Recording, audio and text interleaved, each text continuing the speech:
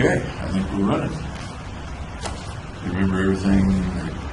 There's a video camera there, videotape, don't work for the judge. Yep. Don't work for either side, but the two sides may see the video, the report, things like that, right? Okay. Okay.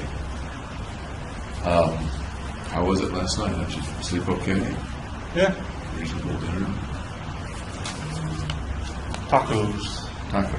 Yeah. Is there a regular menu rotation so you can kind of... No, they don't give us a menu, and it's usually different. So it's not like Friday is pork chop day or something? Right. You know, Italian night. Okay. Any thoughts about the things we talked about yesterday? Nope. Things that I may have missed or misunderstood that you wanted to add about yesterday? No. Today, I suspect that we will work long enough so that we don't take a lunch break. Okay. It's not going to go 6 or 7 hours the way Dr. Greer did, but I suspect we'll go for 3 hours or so. We'll take a break to change the media in the camera, and then maybe go another hour or so, and that'll probably be it. All right. Looks like you had a shower this morning. Yep. Shower.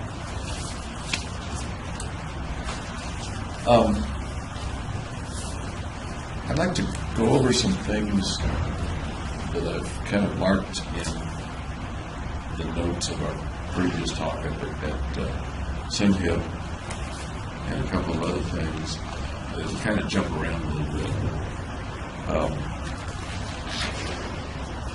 Let's see what I have here.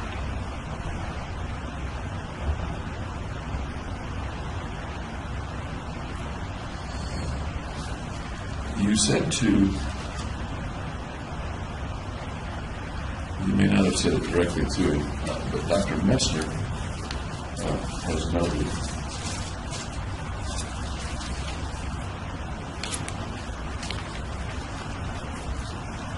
some things about what you described as trying to physically and mentally differentiate yourself from your normal self. Does that ring a bell at all? I think when he asked about the photos, I said I was trying to differentiate myself from them. Okay, the dyed hair, that makes sense based on what I have here.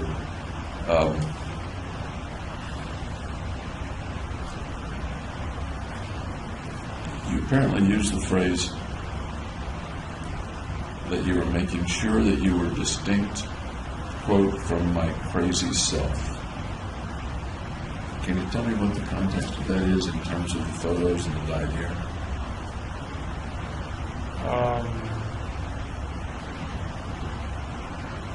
I'm not sure the context. Okay. You were talking about protecting your normal self because, quote, the other me did everything. You said this protection worked because I can blame it on the possessed James. Right, so the contact lenses I have were called possession lenses. That was their brand name or their model name, wasn't it? Just their characterization. A characterization of it. Was that like in the way you would order them, they are possession lenses? Yeah, they or call is that them. a phrase that you would give to them? No, they call them possession lenses. Gotcha.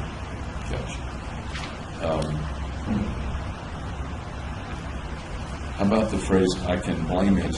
I think we're referring to the killings. I can blame it on the possessed James. Right, so I can kind of transfer the blame to this kind of crazy self of me. And I think you're referring to the way that you were thinking before the event, around the time you were creating the notebook and things like that. Is that your understanding too? Yeah, that's the same.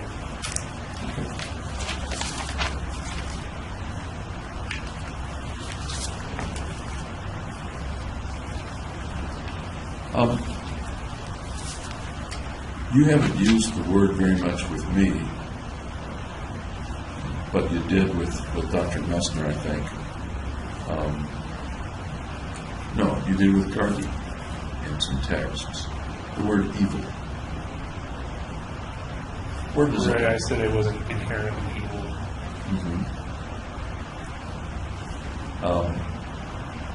Where does your concept of evil fit in all this?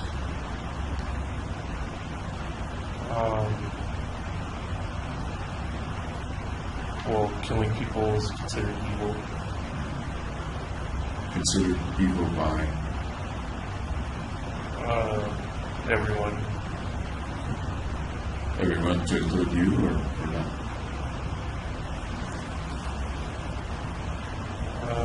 I'm not sure. Think about it a little for me. You said everyone considers killing to be evil. Right, sometimes it's a necessity, like in war. Right.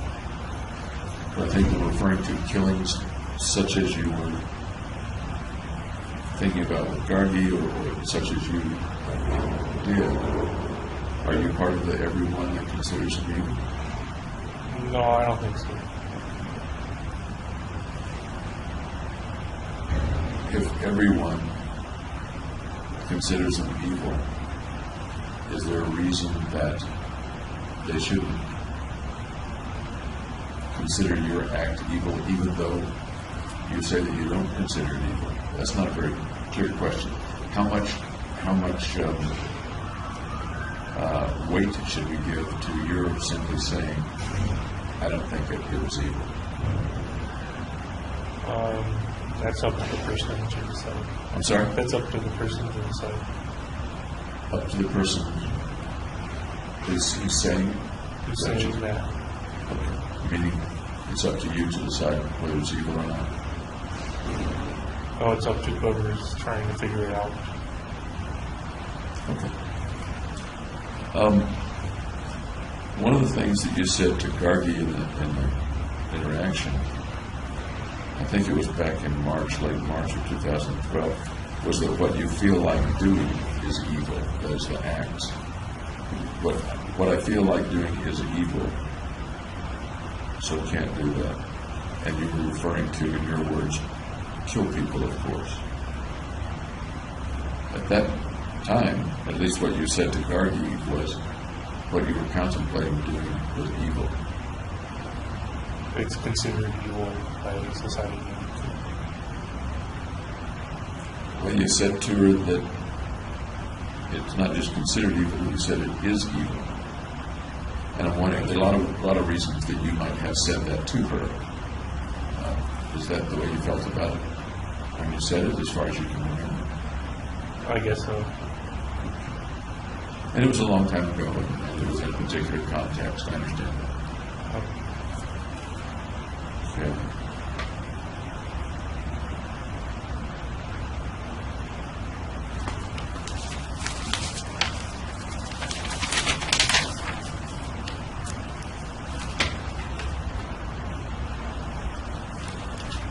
You've referred several times to life in one way or another being meaningless, or not having meaning, saying that in one way or another in your writings and things like that. Is that fair to say?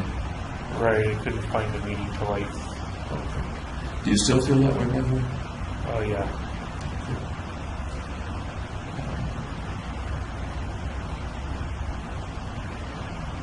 When you were texting to Gargi,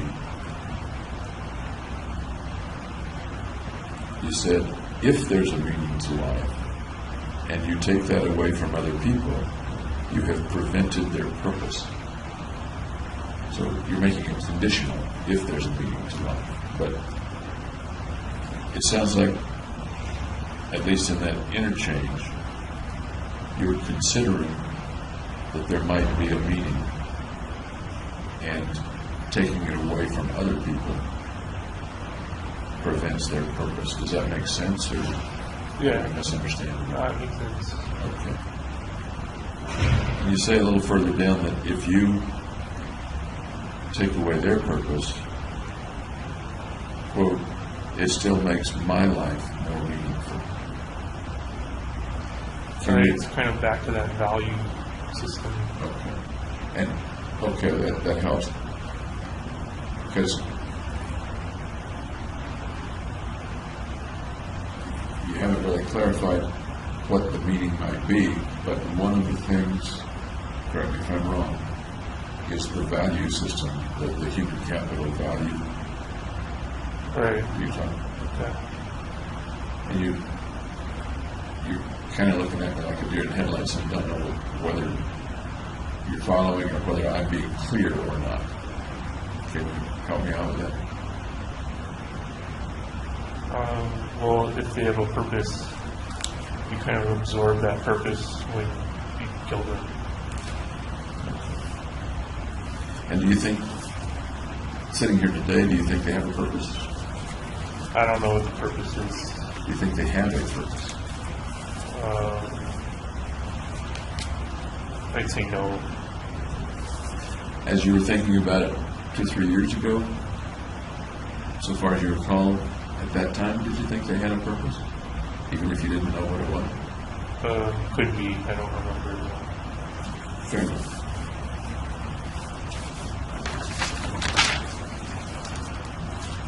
By the way, may I take your pulse once more? Okay.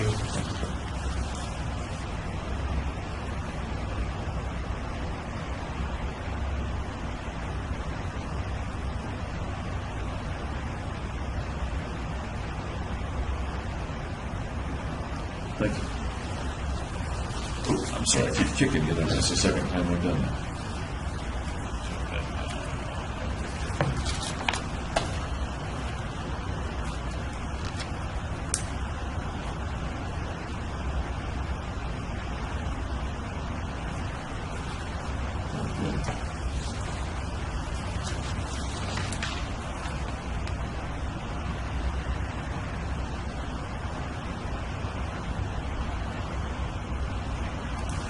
Coming back to the word evil,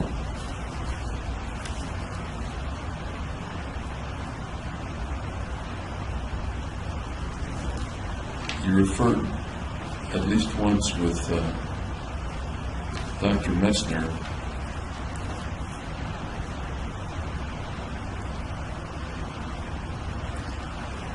that you thought killing people at the time was evil because it was against the law. Do you remember that, or is that? Yeah. Is there any other context in which killing people might be evil except it's just against the law? The other person doesn't want to die. And what would that have to do with it being evil? If you're going against somebody's wishes.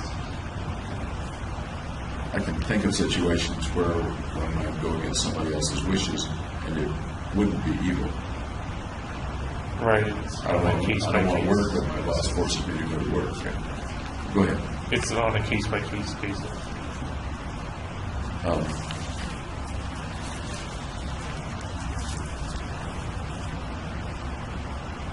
Talk to me about morally evil, killing people in the context that we're talking about today. Talk to me about morally evil. What's there to talk about? What comes to mind? Something that's against the law. If you do it, then it's morally evil. I'm sorry? And if you do it, it's morally evil. That's kind of circular, though. What you talked yesterday about your view of morals in one way, moral relativism. Right. Is what's moral is what you think is moral, and what's immoral is what you think is immoral. Am I paraphrasing that? Pretty much. So. Okay.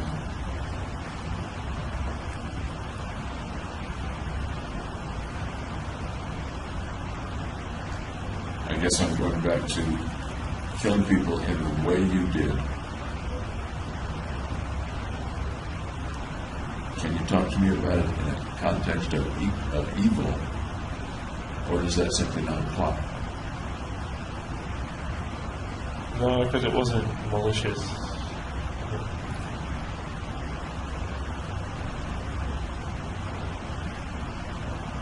it's not malicious, then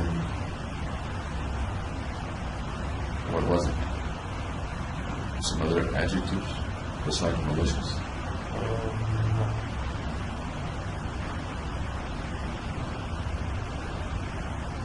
I don't know. I think you used the word necessary at some point. Is Yeah, that- to complete the mission, yeah.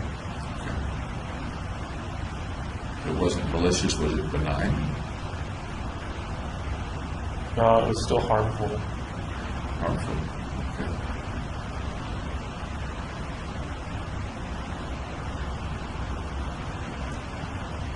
Would you say it was indifferent to the morality of it? Or I didn't really consider the morality. irrelevant to the morality of it? Okay. I don't want to interrupt you, but you did answer yourself. You didn't consider the morality of it. Right. And do you have a feel for a reason that you didn't consider the morality of it? I don't know. It just wouldn't, it didn't matter morally. Didn't matter morally. Okay. You spent lots of time preparing, lots of time thinking about it Right. in one way or another. Does it make sense that other people might think about it in terms of morals? Or evil Yeah. or mattering or something? Okay. Would they be accurate in thinking about it in terms of morals or evil or in mattering? The lives mattering? It's all subjective in their opinion.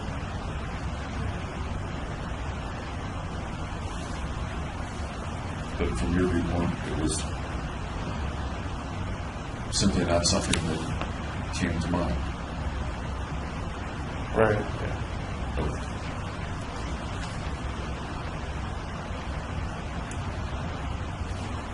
You did think about whether or not children would be killed, though. Did you think about that beforehand or just afterwards? Beforehand, because I chose a time, and I guess it was PG-13, so. So that was some level of consideration of what was right to do and what wasn't right to do in your mind, it sounds like. I think it's wrong to kill children. So you were considering at least one thing having to do with right or wrong, and that had to do with children, and you wanted to leave them out of the equation. Right. Is that fair to say? Yeah. Okay.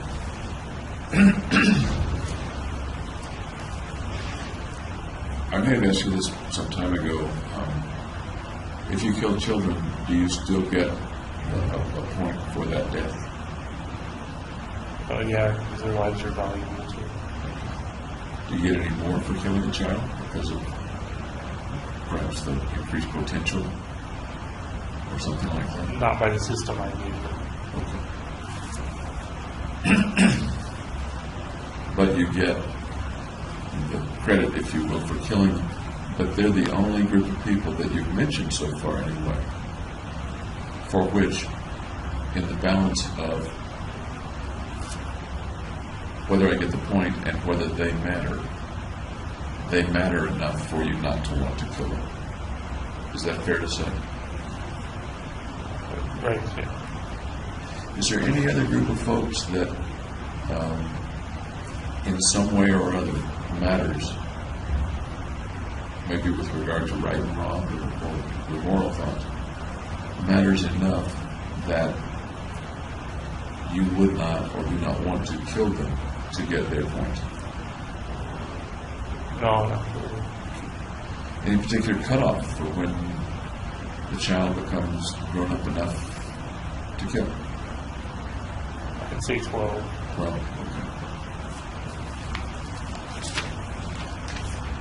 Were you thinking like that, do you think, 2.5 years ago, or is that something that you kind of thinking about right now? It was kind of after the fact.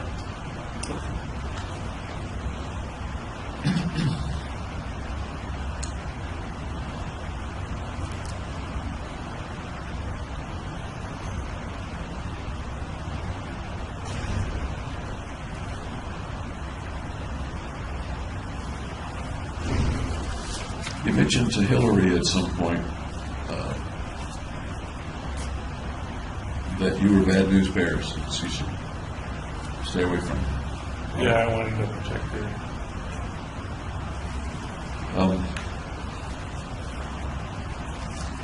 I know it's sort of an off-the-cuff phrase, but what does it mean that you thought of yourself as bad news bears, or were you just kind of saying that as a matter of conversation?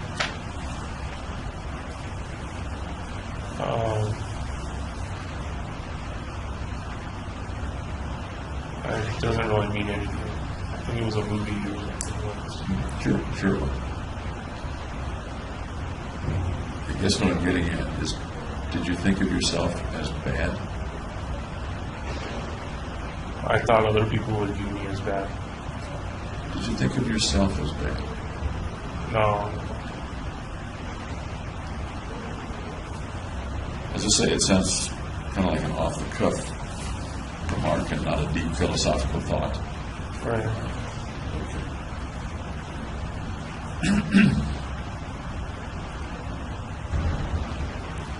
Here's something I asked about a little earlier, actually. The pictures that the people sent you, almost all women, sent you, some of which you put up on your cell in the squares. Right. I think you mentioned to me that they sent those pictures because they were supportive of you.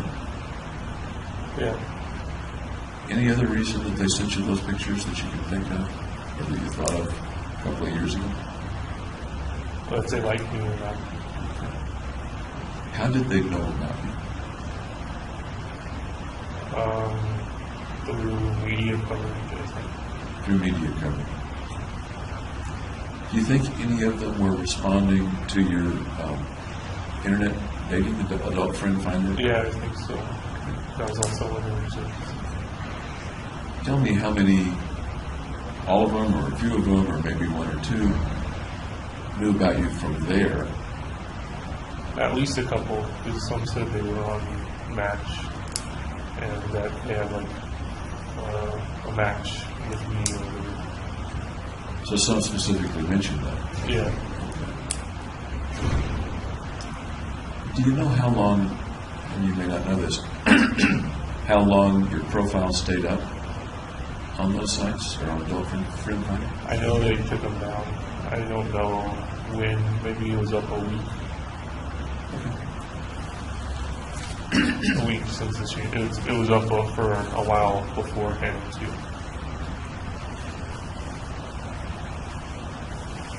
The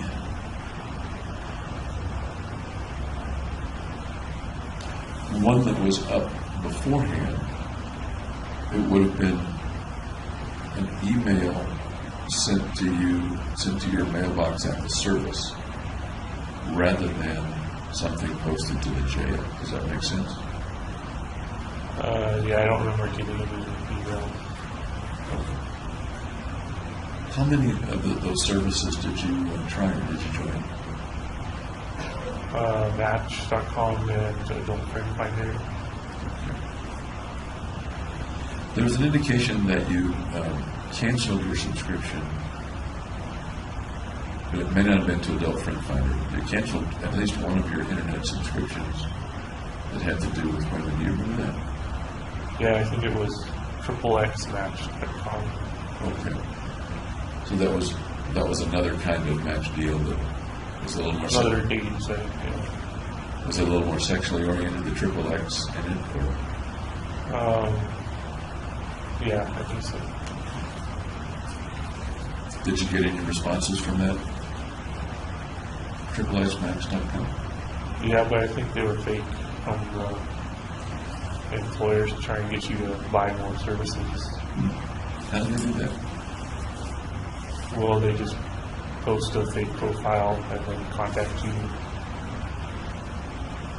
Saying, hey, let's hang out or whatever. Did the stuff that they would send get pretty explicit, or would it be, hey, let's go have coffee?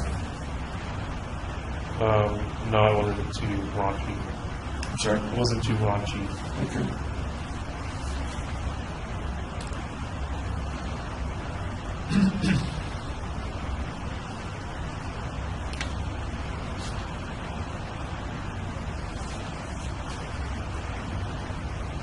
You said to Dr. Messner at some point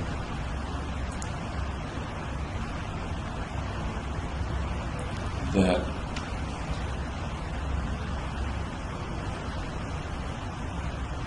one of the things you couldn't talk to Dr. Fenton about was that you were buying weapons and that you thought you were crazy because killing people is crazy.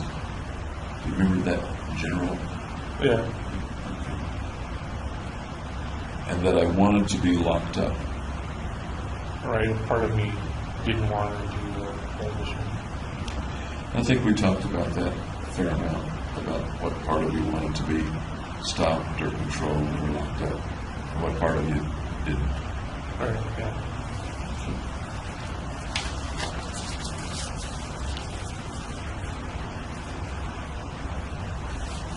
I asked yesterday a little bit, and I'll just kind of recap it.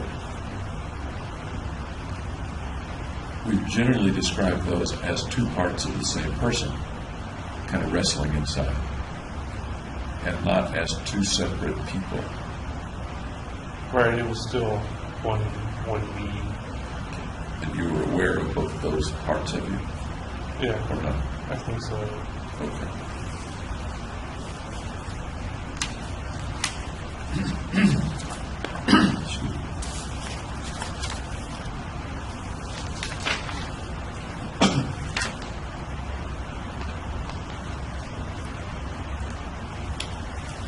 We've talked a fair amount about your thoughts that one of the reasons that you had to carry out the mission was so that you wouldn't commit suicide. To save your life, sort of. Yeah, yeah. Okay. Or at least to help with the depression. Right. But suicide figured in there, the potential for suicide and preventing you from being that depressed. Am I right? Right, yeah. Okay.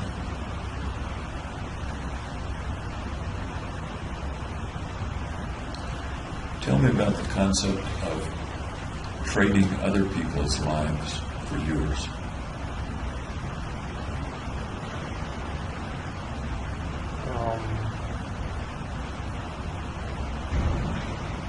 I'm not sure what you mean.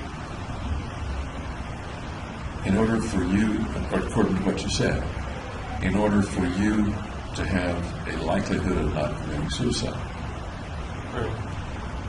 then you were willing to kill multiple other people to get that chance. That's what I mean by trading other people's lives for yours. Yeah, it's part of what I did. I'm sorry? It's part of what I did. Okay. Tell me about the rightness or wrongness or morality or logic of that. I guess I'm thinking about moral logic, whatever that means to you. Just that it was necessary to do what was in my best interest.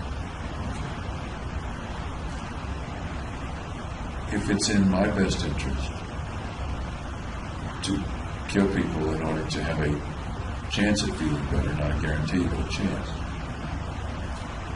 does that seem okay or not? Or where does that fit in the moral scheme of things? Well, it's against the law. Okay, we talked about being against the law. You're pretty aware of that. But I'm really talking a little deeper than that. I guess it would be selfish if you did that. Selfish is one word. Anything. Actually, it seems real selfish to me. Yeah, real.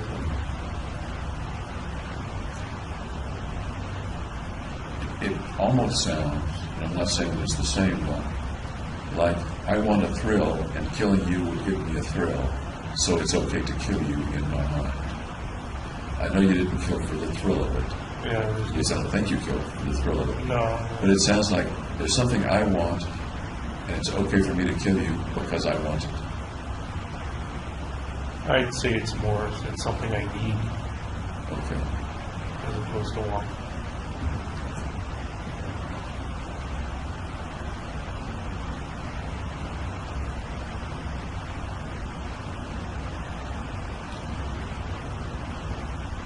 Prior to the killings, you've not given me any indication that prior to the killings, you ever considered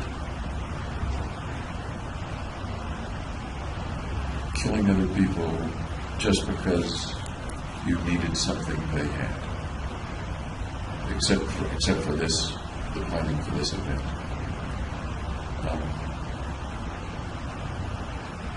You've not struck me as that selfish, except in this instance. Okay. Does that make sense, or it's kind of a vague statement, I guess? No, it seems to make sense. At another point,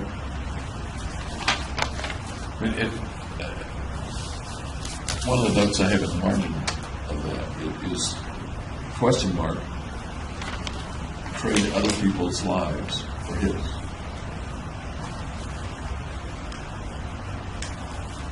At the time, did that sound like a reasonable trade? Yes. Does it still sound like a reasonable trade? Yeah. And take that a step further, if I may.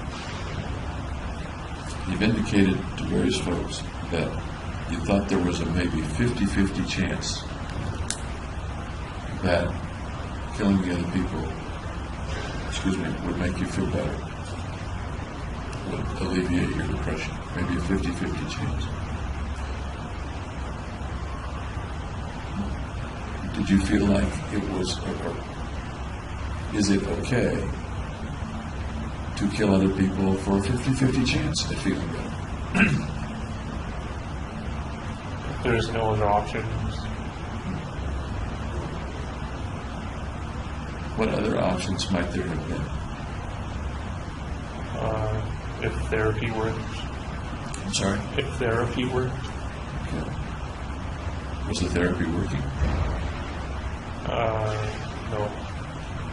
You said several times that you did feel less anxious. It wasn't working in regards to the depression. How many times had you gone to the psychiatrist about it? 5 to 10 times, I think. Think you gave it a fair chance?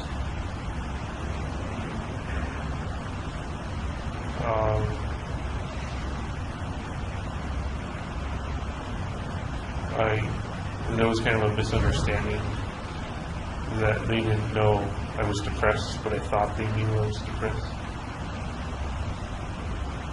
Did you tell them that you were depressed?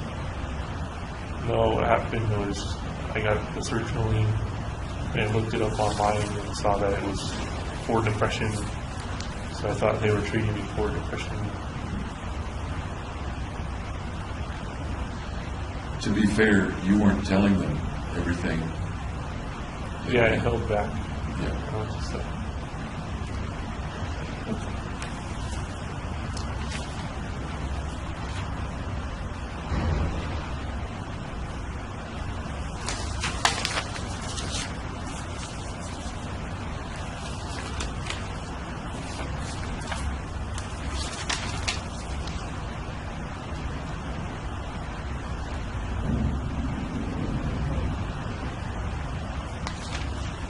You hoped that the treatment with Finn would give you an alternative. Is that fair to say? I think that's kind of what you just said.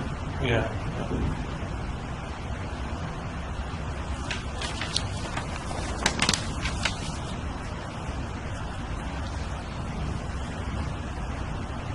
Why would it have been helpful to have an alternative?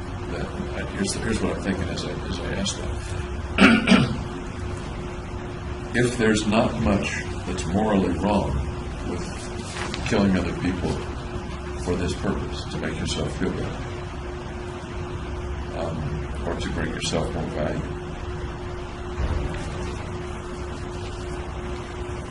why would you bother to hope that Fenton might be able to change that?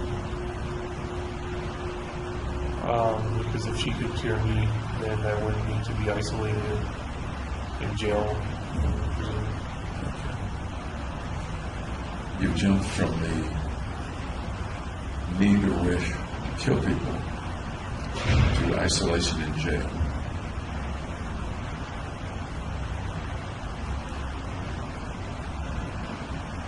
That's taking my thoughts to isolation in jail, the wish to be isolated in jail, being a reason for killing. Yeah, to be isolated. I'm sorry? To be isolated, not necessarily in jail. But as we've said, I think many times, the very predictable end result, consequence of this train of plans Is of being mission incarcerated. is being incarcerated, either being dead or being incarcerated. Right. And as you said, the chances of simply escaping were very minuscule. Right. Okay. Let me shift gears again. I want to talk with you about the phrase dysphoric mania again. Dysphoric mania. I don't think you ever brought that up with Dr. Finn. I don't see it in the notes. I don't recall seeing it in the notes. But you described that as one of the things that you're pretty sure was present Right. during that period for a long time. Tell me again what dysphoric mania was to you, what it felt like. Well, that goes back to the feelings of hyperspeed and invincibility. It was like the manic symptoms. But all the while I was still depressed, so it was dysphoric instead of euphoric. About how long was it that you had those periods of what you're referring to as the dysphoric mania? I understand they came and went. Sometimes, I think you said 2, 3, 4 times a week. Do I remember that right? It sounds right.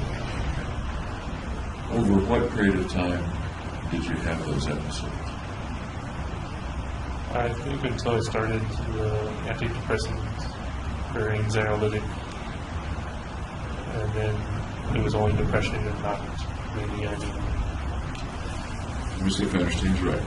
It started with the prescribing of the antidepressants and the anxiolytic? No, it ended. Ended with it. Okay, so that's about where it ended. Right. And roughly when did it start?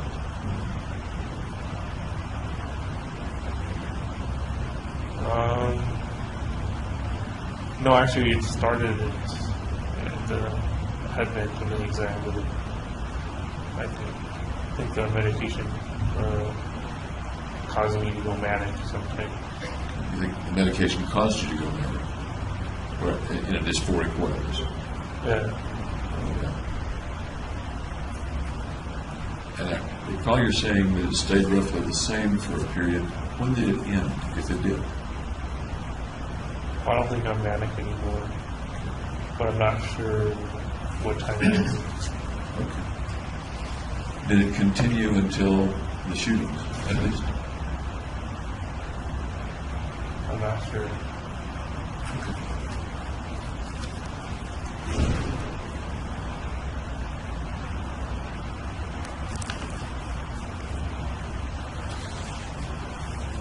Any questions about the stuff we just talked about? Any expansion of that? No.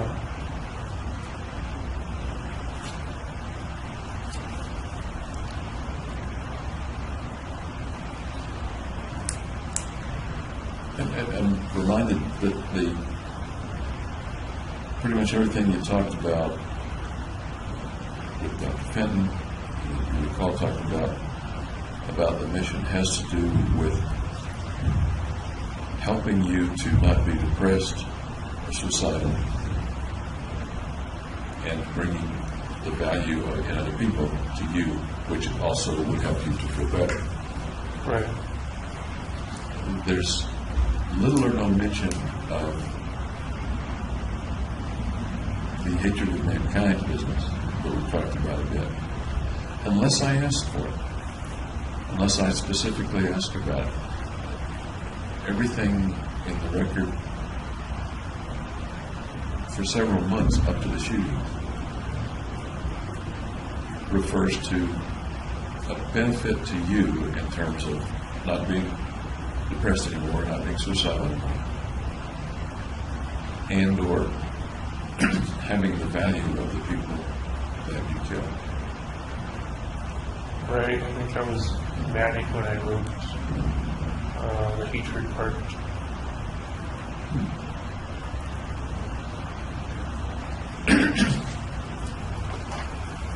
And you have talked to several people about the hatred part at other times in your life. That's what you're talking about when you wrote the hatred part in your notebook. No, I didn't generally share it. I think I said it to Ben once. Okay. I think you're right.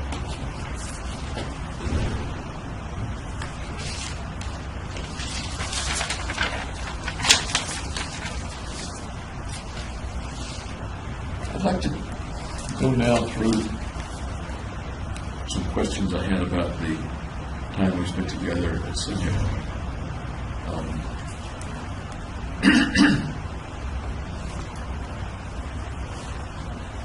And again, it'll skip around quite a lot.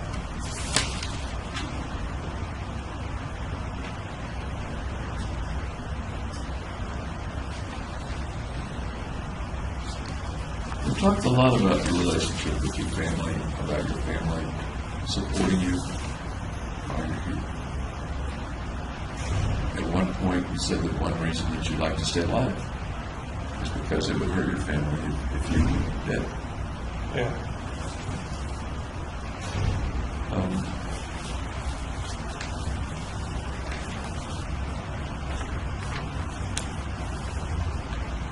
Are there times when you get kind of emotional thinking about your family? Mother, dad, sister? No, not really. Not even when you're by yourself? In the cell or at night? No.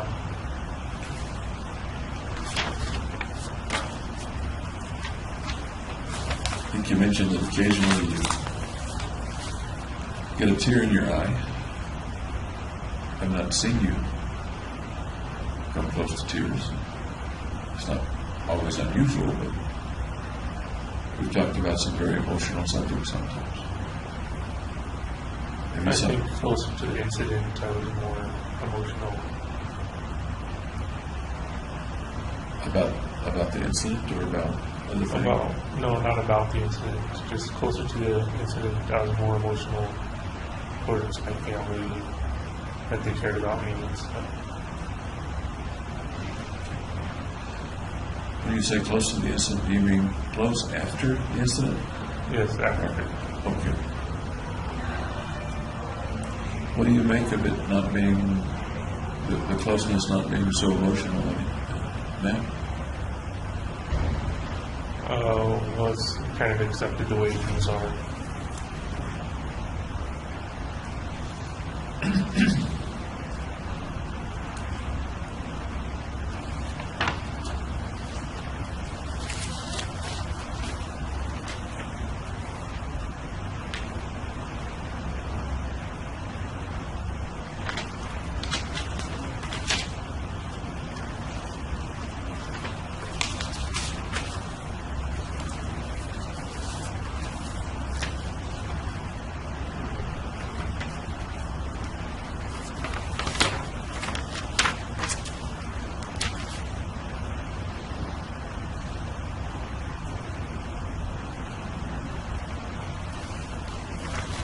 I think I asked you yesterday how much you look forward to hearing from your folks who are every day.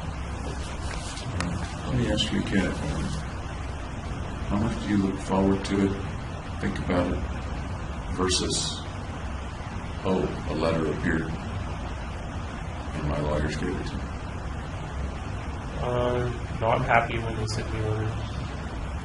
Do you think about their sending you letters before you get the letter? That is, look forward to it. Yeah. If they miss a week, or if the letter is a bit late, does that trouble you? No, it's kind of an erratic schedule because they don't, my lawyers don't bring them every week. They might bring 2 or 3 on a certain day. We know that Chris doesn't write to you. Would you like for her to write to you? Would you prefer it or not? Well, my mom usually writes what my sister's up to anyway. Would you like for Chris to write to you? Would you prefer it or not? Doesn't matter what she would say.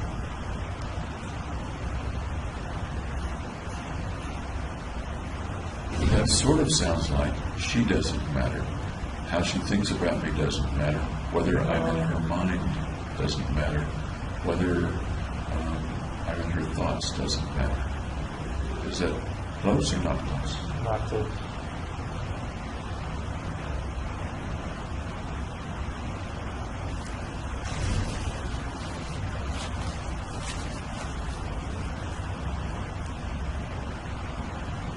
Can you talk to me about how that's not close? Because you use the phrase, it doesn't matter whether she writes or not. Right, because I know she loves me anyway. Okay. And you said that before. You've told me that. Okay.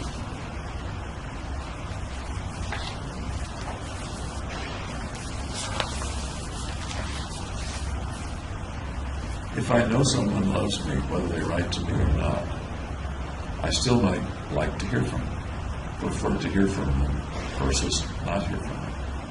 Right, if I had a choice, I would want to hear from her. Okay. With the choice you want. Okay.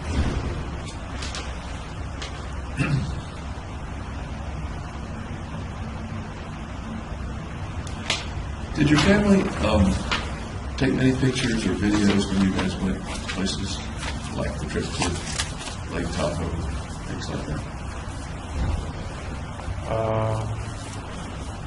I'm not sure. I wasn't the one taking the pictures. Well, that raises an interesting thing because I had to ask your folks for photos like that. That's what I was referring to, but you raised another point. Did you ever take pictures of stuff on your phone? I know you took some because we've seen the contents of your phone. How much did you want to remember events with friends or family? I didn't take that many. Maybe 10. Do you think about those events now? Do you enjoy remembering them, or is it not particularly important to you?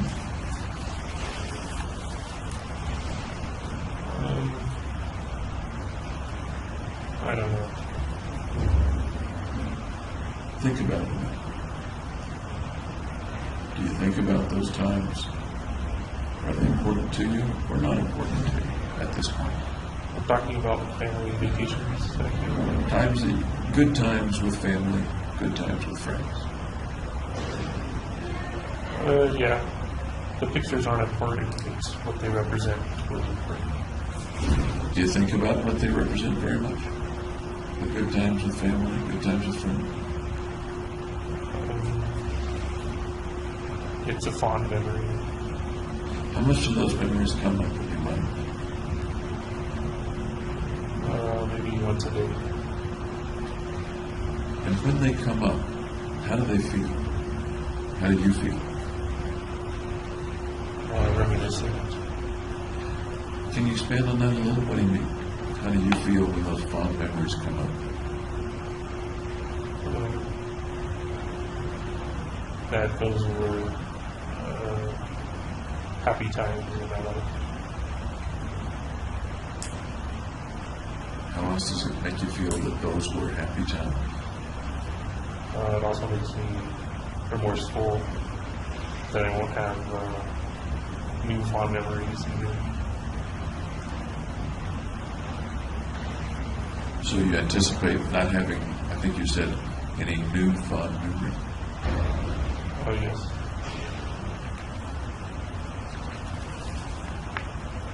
Sounds a little sad. Sounds very sad, actually. Yeah. Might you tear up a little when you're by yourself and think about that, those fond memories? I used to, but not anymore.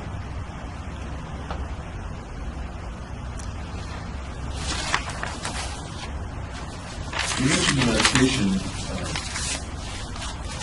that you were prescribed, the anxiety medication.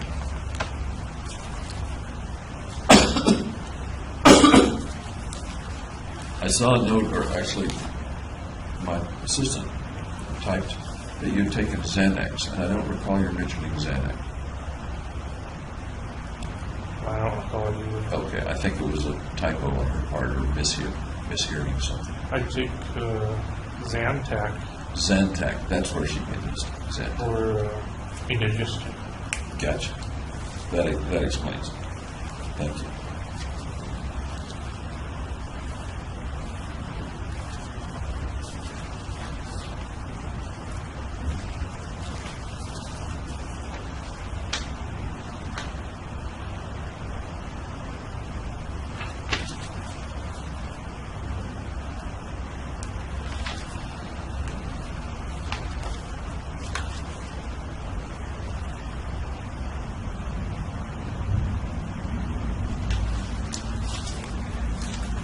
We talked a little bit at one point about the reason or reasons that you stopped shooting and left the theater. Can you reiterate for me a bit, why did you stop? I felt I shot enough people. And the other was the weapon jamming. Those are the two things that I recall as well. The weapon jamming, and you couldn't unjam it easily. Right. And you felt that you'd shot enough people. Although you still had a handgun and many rounds Right. with you. Did you feel that you were in danger? No. Okay. So that wasn't part of the reason that you left at that time. No. Do you remember how you left, the process that you went through when you said, in one way or another, I'm going to leave now? What happened? I just walked out the emergency exit door. You walked. Yeah. At some point, you were up the aisle toward the entrance Right. under one of the lines. That's where I walked from. Okay, so it's a fairly long walk. Not really. Now, do you get half of the auditorium, give or take, or around my head, or not? Didn't seem very long. Okay. You walked toward the exit. Walked fast, walked slowly. Give me some adjectives or adverbs about how you walked. Just a normal walking pace. As you walked, do you remember looking around? Yeah, I looked back at the theater seats, and no one was sitting in them. They were all crouched down behind the seat.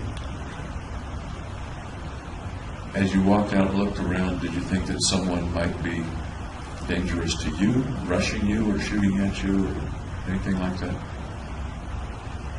Or were you just No. moseying out of the theater? I was just walking out of the theater. I remember you mentioned looking back, and there was a guy in the front row smiling. Right, yeah. Any thoughts, other thoughts about his smiling? I don't know why he was smiling. Do you think he might have been grimacing rather than smiling? No, I'm pretty positive it was a smile. So you don't think he was grimacing because he was hurt? No, he wasn't like holding his leg or arm or anything. that would suggest that. Was he sitting in the seat or crouching or hunkering down behind it? He was sitting in front of his seat So he was quite exposed. because he was in the front row too. Do you recall whether he was sitting on his seat or He sitting? wasn't on the seat. No, nobody was on their seats at the end. Do you understand that he was on the floor in front of his seat? Right. Can you describe how he was sitting?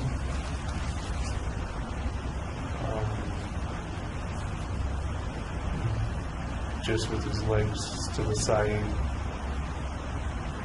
kind of leaning against the seat. What makes you think that he wasn't wounded? He wasn't. Didn't look like he was in pain at all. But he was pretty exposed. Right.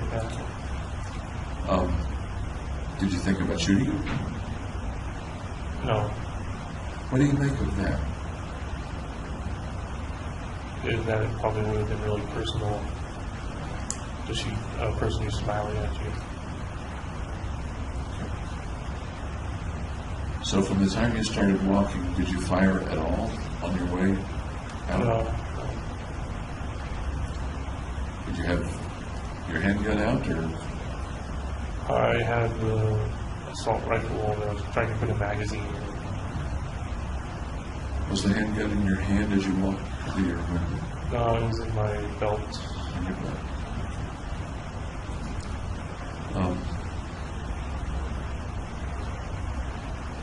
As you walked out, thinking down the aisle, there's kind of a curtain that creates the exit aisle, am I right?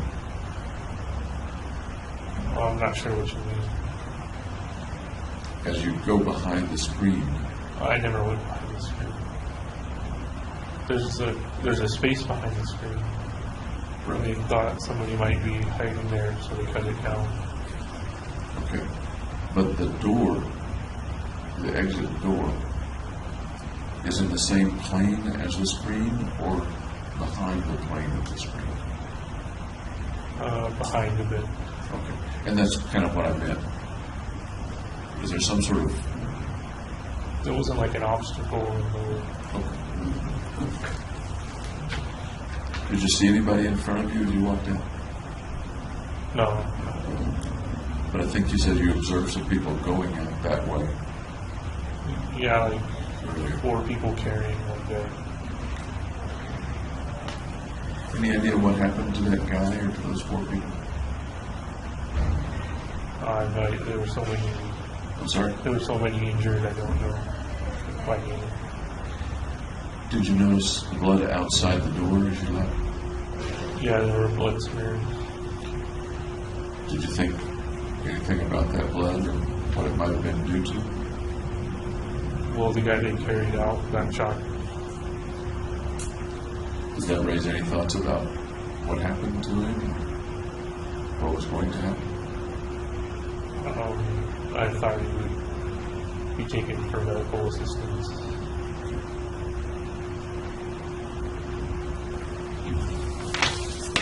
And when you got outside,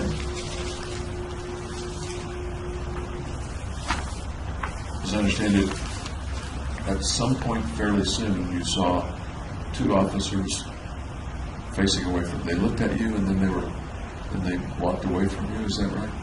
Yeah. Okay. And why do you think they walked away from you?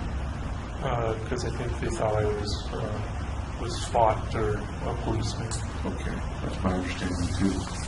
They're walking away. You have a handgun. Right. And correct me if I'm wrong, you thought about shooting them but did not shoot them. Or is that not quite right? No, that's pretty accurate. And tell me about the reasoning at that point in which you didn't shoot it. Well, I considered the mission over, so by that point. Did you consider that it might be dangerous to shoot at them? Yeah, I also didn't want to get shot back. So But one of the factors was you considered the mission over. Right. How did it feel to consider the mission over? Do you remember the feeling, the visceral feeling, anything like that? Relief. Tell me more about that. When I was finally done doing the shooting. You used a phrase in another context that you had accomplished your mission. Was that a feeling at that time, or did that come later?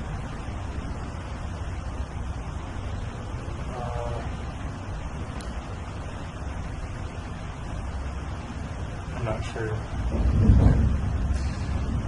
At what point did you take the handgun out and put it on top of the car?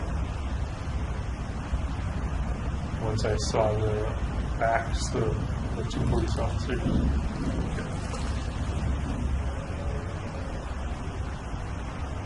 Just to clarify my own thoughts and not overthink something. You took the handgun out, put it on top of the car. Was there a point at which you thought about shooting them and decided not to? Or did you never, as far as you recall, think about shooting them?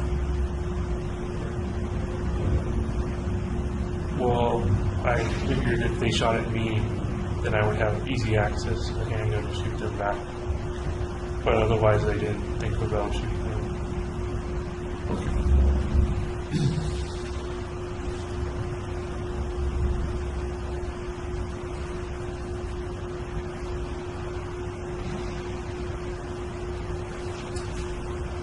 You talked about having some trouble studying, trouble focusing on your studies in January, February of 2012. And when we talked, you attributed that to being depressed.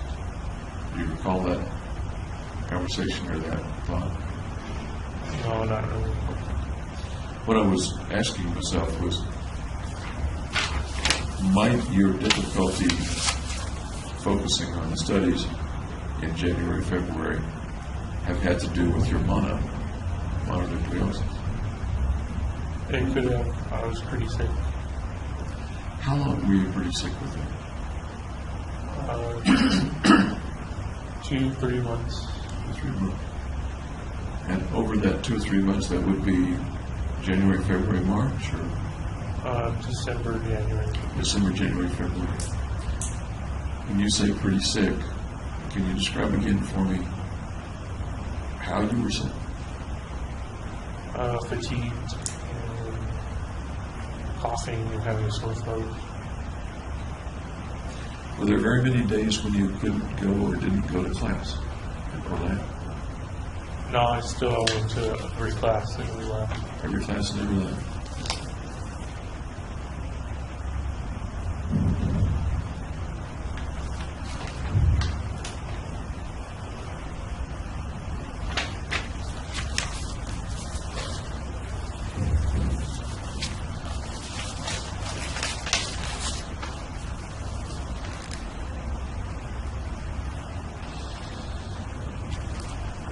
I'd like to talk just a little bit more about the thoughts that you were under surveillance when you were planning things and ordering weapons and go into Byers Canyon, etc. You used the phrase, or one reason that you thought you were under surveillance was that you were going to commit a crime. Right, I think if you're doing something illegal, you probably become more aware of police around you. At the time, not as you think about it now, perhaps, but clearer yet, at the time, do you think you were just hypersensitized because you were planning a crime, to use your word? Or do you think you were... I think there was some paranoia. And tell me what you mean by paranoia. Imagining people were after me when they weren't. Imagining means to me sort of a thought about something. somewhere out on maybe the same spectrum, there's the deep, true belief that they're after you or watching you. Can you pinpoint a little bit for me on that spectrum where you were with that back in? A little bit more moderate than deep-seated. I'm sorry? Than deep-seated. A little more moderate than deep-seated. Yeah. Did you do anything to combat the possibility of surveillance? I closed all the blinds in my apartment. Anything else? No, Did you keep the blinds closed all the time or close them some of the time? all the time. And by closed, the blinds are down and the slats are... So nobody can see it. When, for example, did you do the dark tinting on your car windows?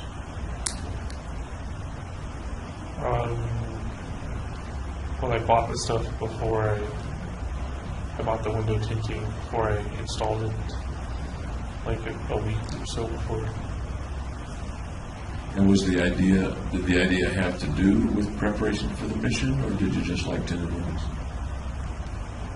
It was in case anybody walked out in back of the theater so they wouldn't see. So it was specifically about the mission itself, not about what you might have been carrying in the back seat in the weeks before the mission. Right, I didn't install the window tint until like just before the mission. Okay. Any other things that you did that were to combat the idea of surveillance?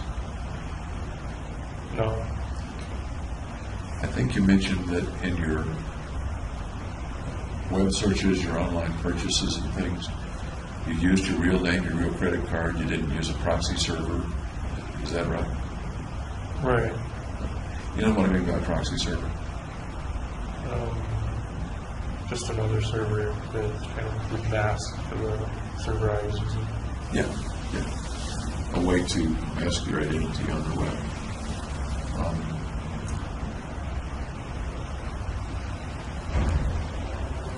Did you ever see around your building, for example, cars that you thought might be there to observe you, or FBI, or law enforcement?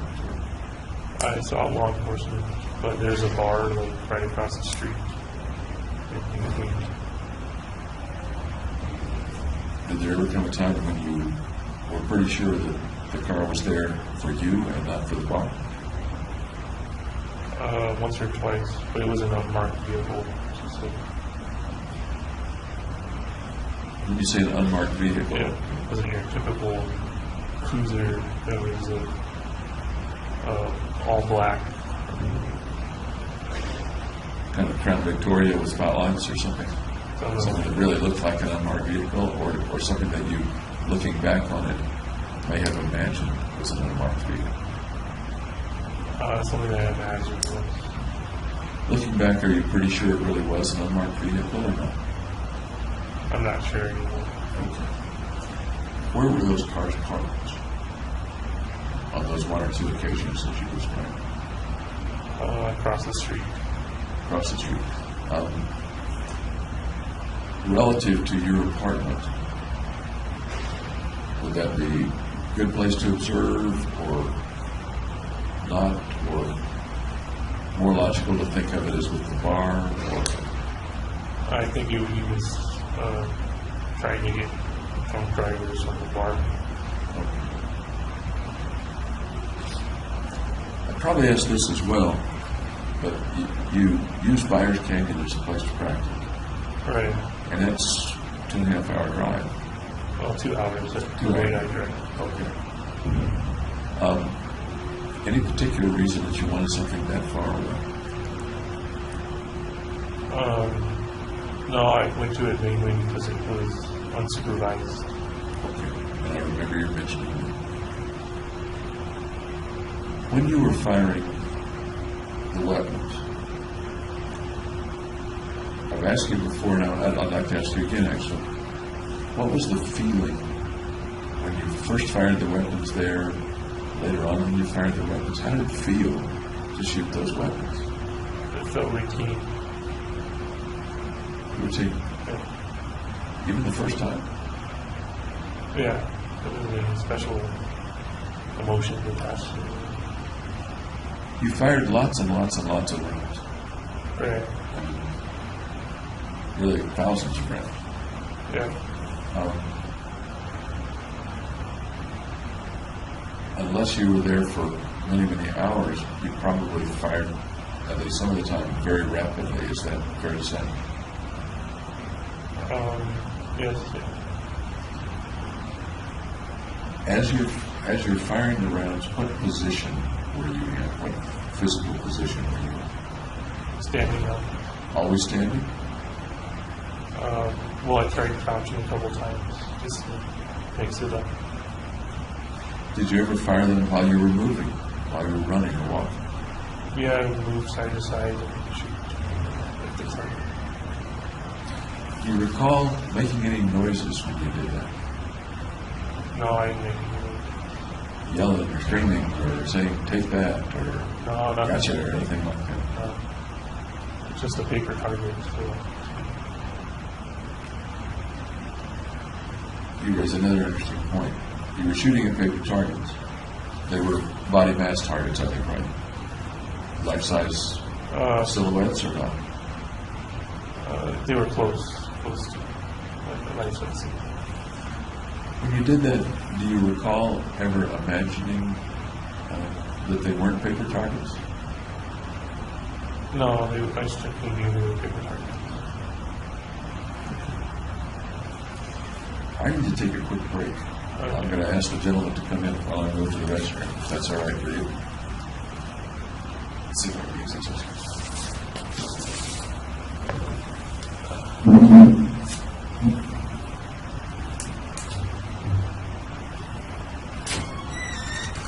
Stop it for just a sec. My coffee's catching up with me, guys. I need to step in.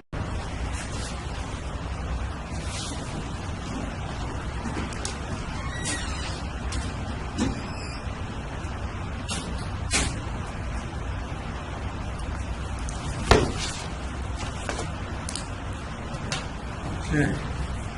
Appreciate that, break. Let me take your pulse once more, minute.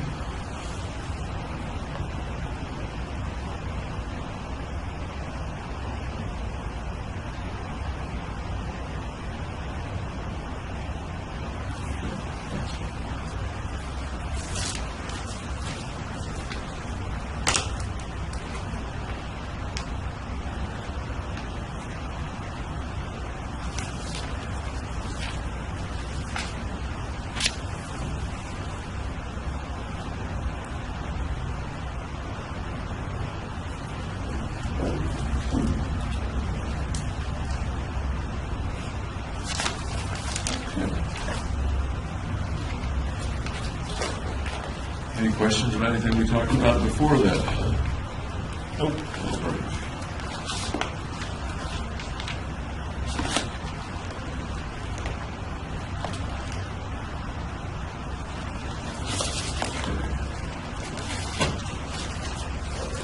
Continuing then to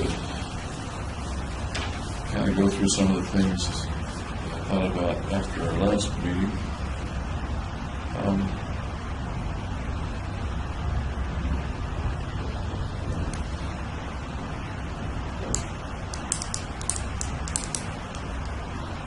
We've talked a bit about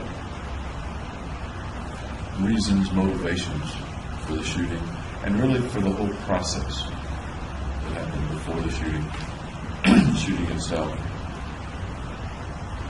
We talked about the clear expectation that one way or another you would be controlled when the shooting occurred, after the shooting occurred. And the likelihood that you'd be in a situation such as you are right now. We've talked a little less about the idea of being remembered. I remember we looked at some photographs. We talked about your thoughts of posting something with the New York Times. Talk with me about, again, being remembered if you can. Well, that's just what the photographs were for, is to be remembered.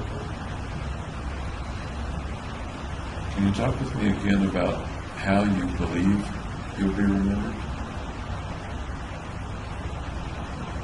There's not so much a for or how reason. It's just, this is the photograph of me, and that is what will be remembered.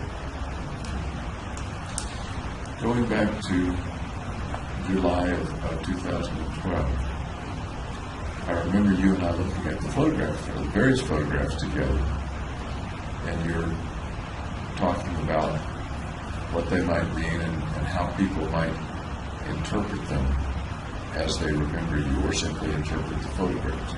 What were some of the things that you remember came up in our discussion?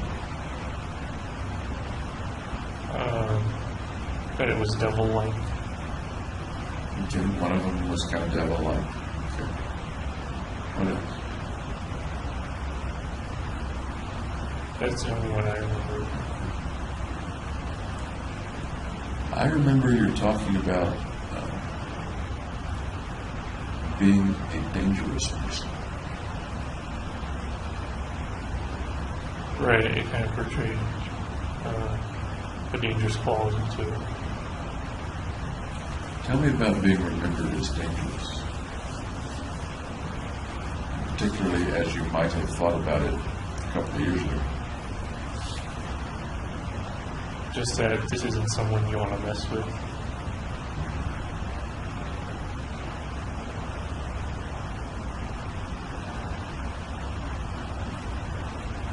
What does that bring to mind? I'm not sure. The first time you bought a gun, actually your first purchase was a taser. Taser, no. You talked about defensive thoughts rather than offensive thoughts. Yeah.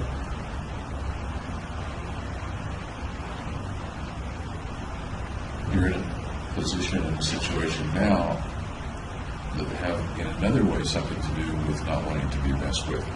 And we talked about fantasies that you might be killed. Right, yeah. But I'm really referring to back in June, July of 2012. What kind of a person doesn't get messed with?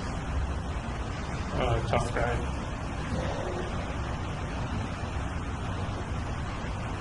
How does that fit with you?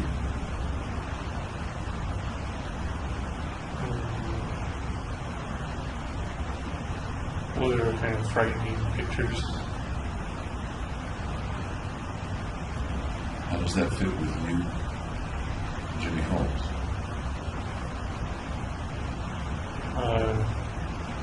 It's unusual because I'm not normally a tough guy.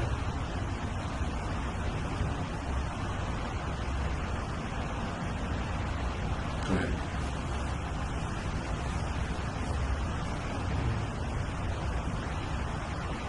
I don't know what else to say. That usually doesn't get you off the hook with friends. I mean, we just remain silent until you say something. I may not do that to you here, but that you're not a tough guy. Not normally a tough guy. Not normally a tough guy. In what context or situation are you a tough guy? In the context of the shooting.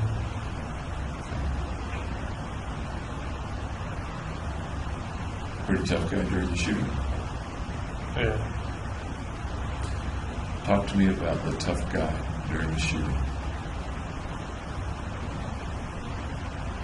Well, I'm all decked out in body armor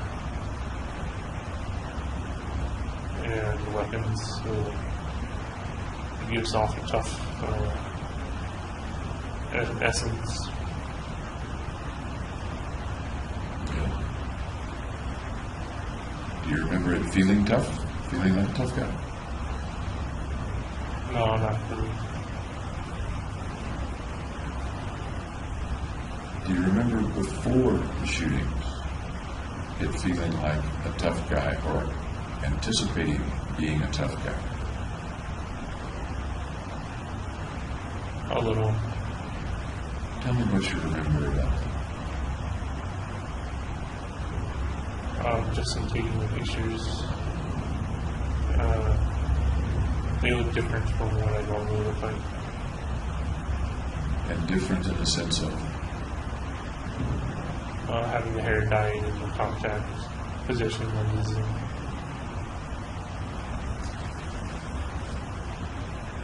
The regalia is real clear to me as real, in the room, tough guy stuff. The contacts, particularly with the name of the contacts, possession contact lenses, and to some extent the hair, says to me something different from solid, I can reach out and touch the tough. Does that make any sense?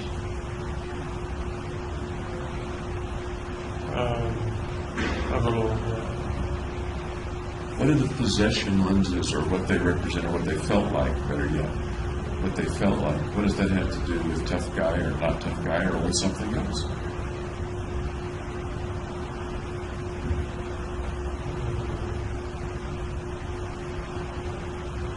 I'm not sure. What comes to mind?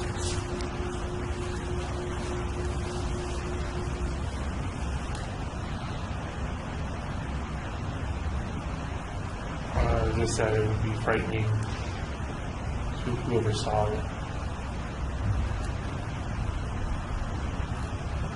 Did anybody ever see you with the contacts on? No, only through the photos. Only through the phone. And it would be frightening to whoever saw it. Yeah. Frightening in what way?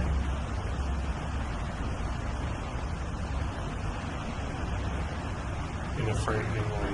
Yeah. Possession brings to mind, to me anyway, occult, mysterious. The armor, on the other hand, brings to mind physical, tough, can't get through it. So yeah, the lenses are more psychological toughness. Where does the hair fit in? Or was it just a fluke kind of, I'd like to dye my hair, I want to change things? I didn't really have a reason for dyeing my hair. Looking back on it, when Ben dyed his hair, he says, I just wanted to change. He's dyed his hair many times, he said. Was that close to your concept of dyeing your hair, or was that quite different, so far as you can recall, from the reason that you dyed your hair? Well, it certainly was a change, because I never dyed my hair before. Do you remember having anything in mind about dyeing it, or about the color itself? Well, red suggests bravery.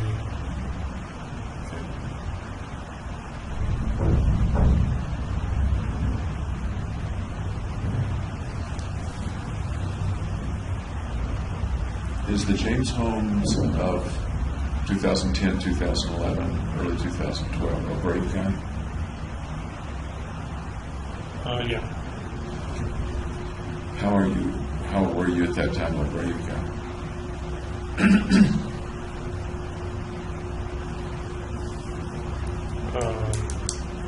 I was moving to a new state, in a new area. I'm sorry. I was moving to a new state, and I was doing new things.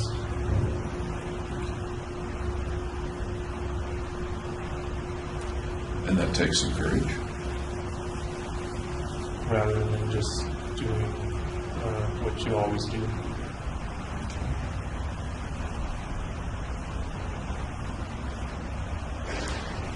Was the James or the Jimmy Holmes of 2010, 2011, early 2012 a frightened guy, a scared guy?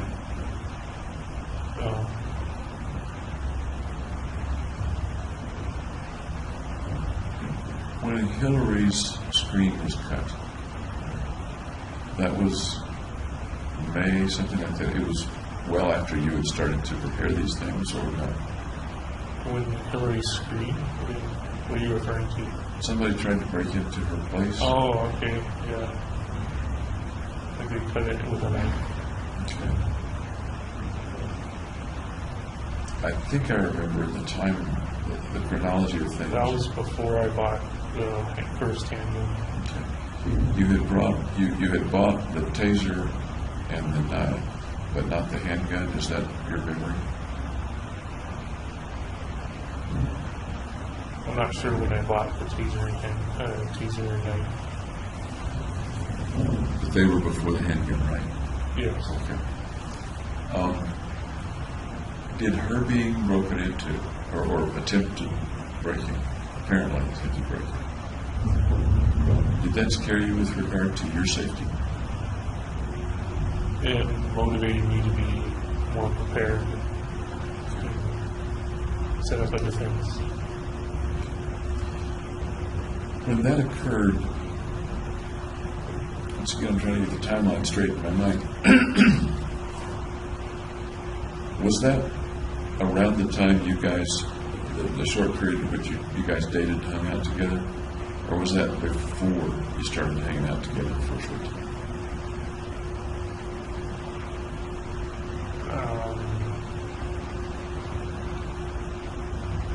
I don't remember the context in when I heard it. Okay. But what you just said was you did feel like creating some sort of perimeter, some sort of doing something to make things more safe for yourself. Is that fair to say? Okay. Do you remember about the time that doing the defensive things began to morph into doing the offensive things, or were they completely separate? Well, once I bought the shotgun, it was an offensive thing. So you said once you bought the shotgun. How about before you bought the shotgun, when you It was still defensive. decided to go get it? Oh, when I decided to go get it, it was an offensive. It was going to be an offensive.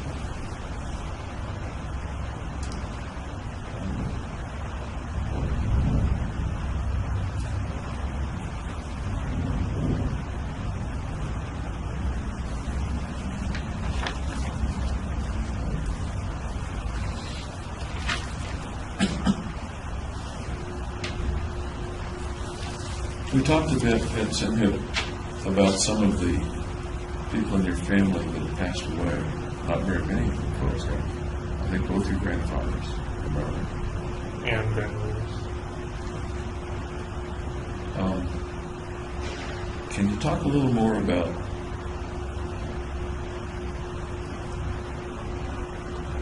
the death? For some reason, I have circled your mom's father who passed away when you were little, I think, right? Yeah. Do you remember very much about interacting with him? No. I was little. Doing things with him? I think we played the piano together once. What did he look like? Barrel chested, average height. Nice guy. Yeah, And you played the piano once together. I think so. Did you learn to play piano when you were a kid? I took lessons, yeah. Did he play the piano? He had a piano, so I assumed he could. Do you know anything about him beyond that? What he was like? What he enjoyed doing? No, I was too young. Have you learned anything about that as you grew? No. Are you curious about your grandfather or your other grandparents?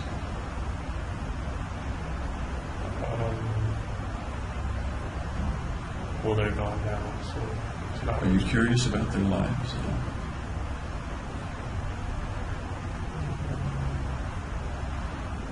Not really.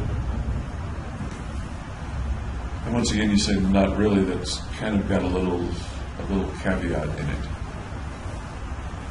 So, to what extent are you curious, or do you mean no? I'm not curious about my grandparents' lives. Well, I have a little bit of curiosity.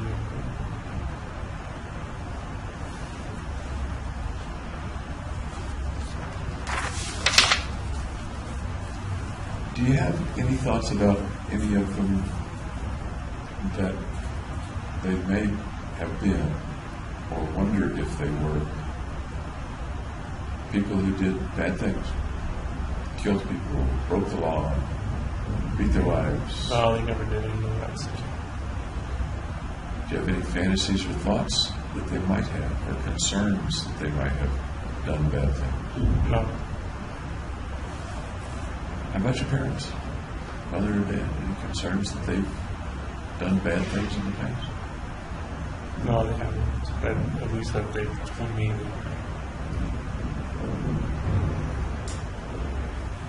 You talked a little about your Aunt Betty. I haven't talked with her. Tell me more about Aunt Betty and the way she looks to you, or what you've done with her, or watched her do. Well, we spend Thanksgivings up in Santa Cruz where she lives. And she's friendly, very quiet.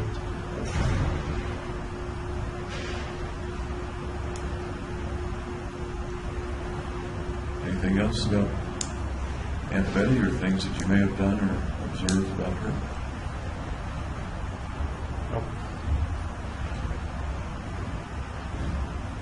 You mentioned that you think she may be schizophrenic, or she is schizophrenic, or something like that. I think I found that out when my parents told me, either when I was in jail or just before. Maybe, well, not just before, but like a year within. Any idea what medications she takes? And I don't know.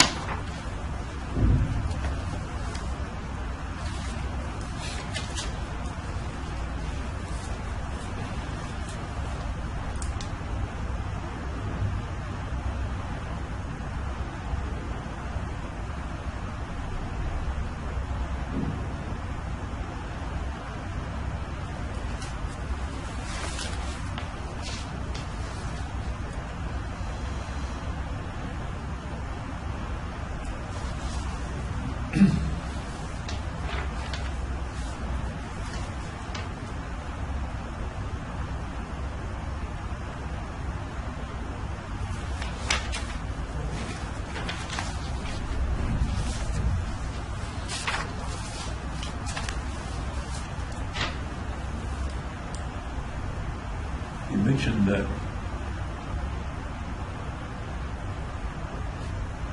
the offensive thoughts about the weapons came before you got the shotgun. That is, you got the shotgun with offensive thoughts, not defensive thoughts. Right. As far as you recall, was it just offensive thoughts, or was it also a defensive weapon? I think it was both. One of the things I asked a few minutes ago was, were the defensive purposes of doing things, safe perimeter, the taser, etc. Did those somehow evolve or develop into an offensive purpose, or were the defensive and offensive separate? I don't think I heard you say whether or not they were separate.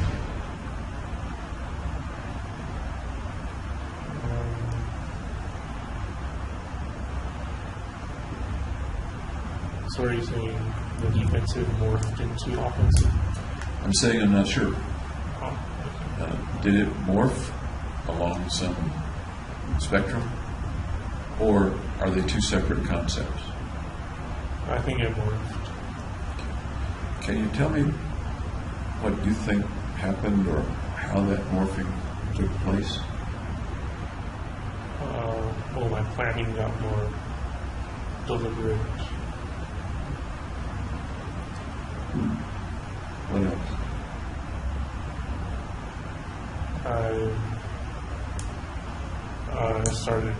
I got committed to the mission.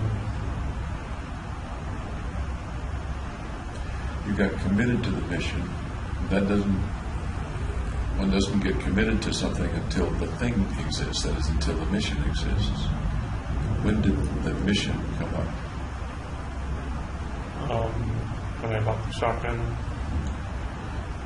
When you bought it, in anticipation of buying it, the mission was there and you decided to buy it. What was the order there, if you recall? The mission got real, and then I decided to go buy the shotgun. Okay. The mission got real and you decided to buy the shotgun. What do you recall about the way in which the mission got real? The situation, the general time, how did the mission get real? If I were watching something evolve into something else, can you picture that for me? Well, I just started having realistic thoughts of a group of people getting killed instead of mankind getting killed. Okay. A group of people, realistic thoughts about a group of people getting killed instead of mankind getting killed. Let me start with the realistic. Had you had less realistic thoughts or abstract thoughts about a group of people being killed prior to that? Yeah. Okay. And I'll take a little note here so I don't forget.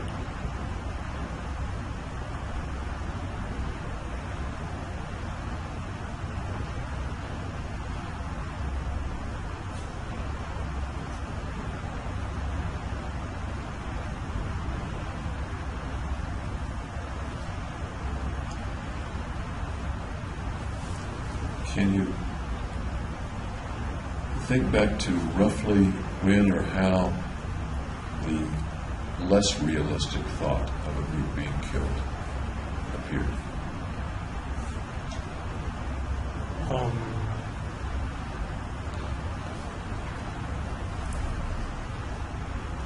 Like early teens.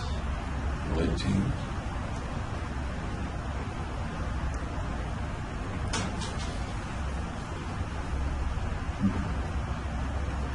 Did that less realistic kind of thinking about a group being killed continue from your teens up until it became more realistic? Or was there a break in there? Was it relatively continuous? It was continuous. Okay. Then at some point, sounds like in early 2012, those thoughts became, in your words, realistic. Does that make sense? Yeah. Can you describe the realisticness of those thoughts?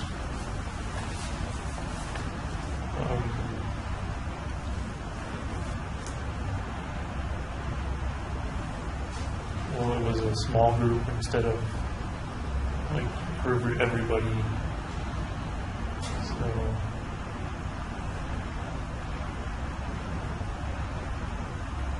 A small group as opposed to annihilation, Is that what you mean? As Or- opposed to, annihilation of everybody. Okay.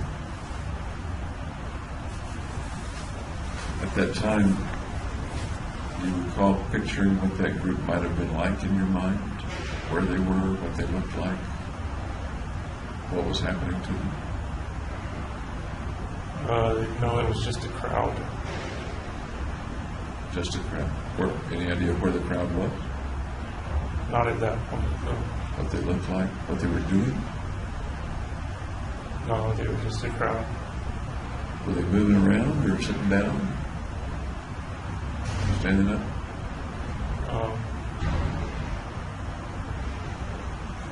I don't remember. Okay. And if you don't remember, that's just fine. Moving toward you, moving away from you. I don't know. Do you recall whether or not the crowd was threatening to you in any way? No, I don't think so. So something coalesced into being a realistic thought of a group killing, not mankind being killed. Right.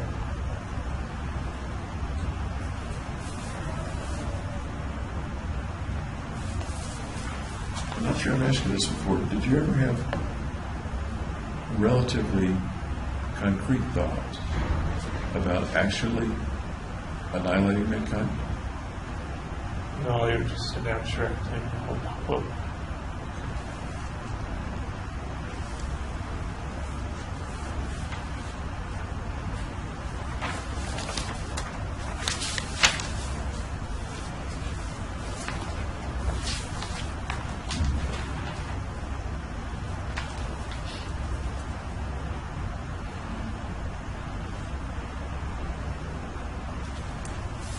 We talked at Cindy up about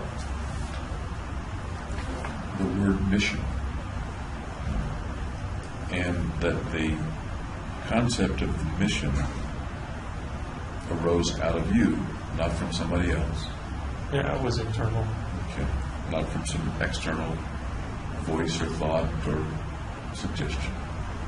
If I'm Correct, yeah. remembering correctly. Okay. And you said it's like I was obligated to do it, that there was no other alternative.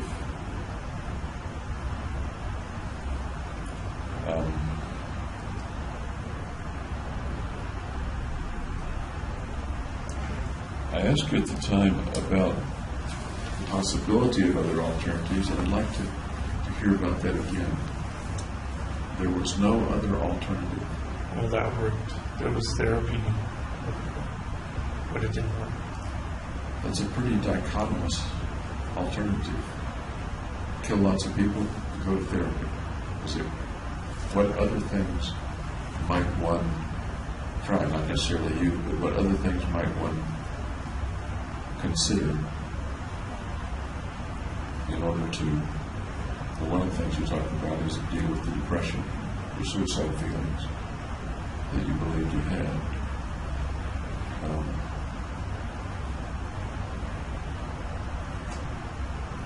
What other alternatives might someone think about in addition to killing lots of people and going to therapy?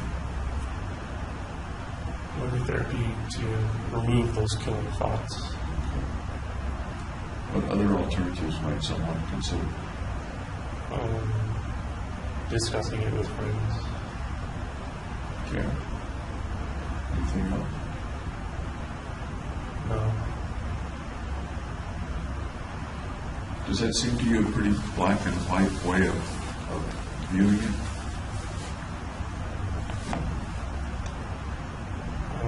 What do you mean? If I'm hungry, I guess I could say I have no alternative except to go to the Dairy Queen and get a hamburger. But you do have other alternatives. There are many alternatives. Okay. Some of them are close. I can go to Burger King rather than Dairy Queen. Some of them are a little more variety. I can get a hamburger, I can get a candy bar, or I can have salad. And some of them are even more varied. I can tolerate my hunger. I guess I just didn't think of any alternatives at the time. And what do you make of that you didn't think of any, or you guess you didn't think of any alternatives at the time? Because once again, you're a smart guy. I guess because it was so absorbing that it felt like it was the only thing to do. So absorbing that you felt like it was the only thing to do. And what would happen if you resisted and didn't do it? Then I would have to suicide.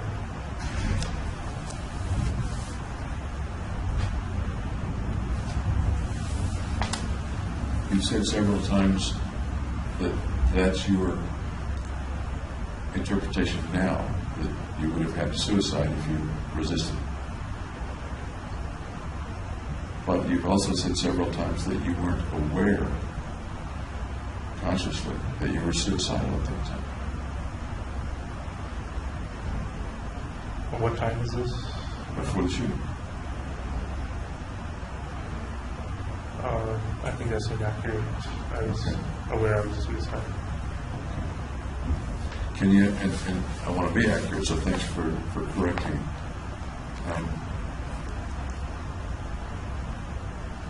Can you refresh me then about times or indications that you knew that you were suicidal?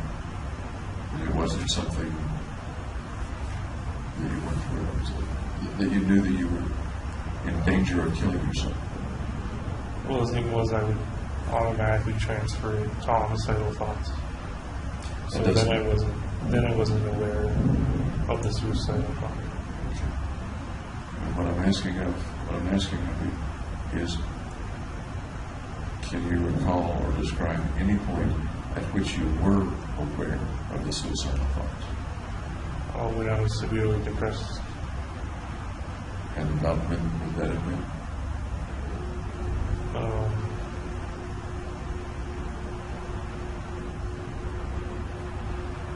I don't remember. Before the shooting or after the shooting? Or before the shooting. Okay.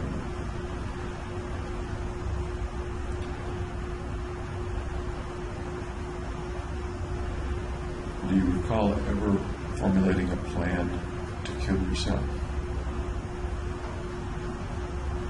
Just downing a bunch of pills. Do you remember thinking about that as a possible plan before the shooting? Yeah. Tell me about that time and those thoughts. I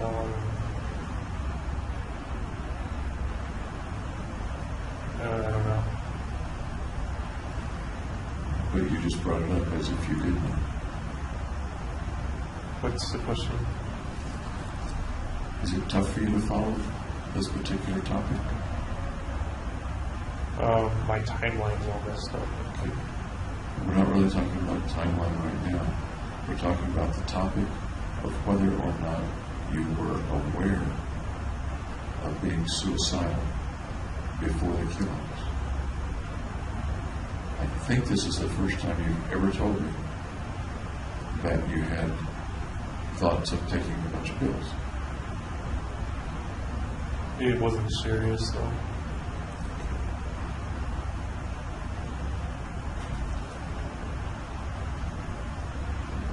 Do you remember the context or how serious or non-serious it was at the time? It was not serious enough to actually take any of the pills. Do you remember roughly when this was? Around the time of the killing, months before, years before? I don't know the timeline. Could it have been years before? Or is that very unlikely? I think that's unlikely. Could it have been within weeks of the killing? Or is that unlikely? I think it's within months. Okay. And I understand that you're estimating, I understand that you're not aware right now of whatever the exact time is. But the real point is whether or not and how much you were aware that part of you wanted to die. Tell me more about any awareness that you had that you or part of you wanted to die prior to the shooting. Well, it goes back to not having a purpose in life. Okay. Go ahead. So I figured if there was no purpose, there was no reason to live.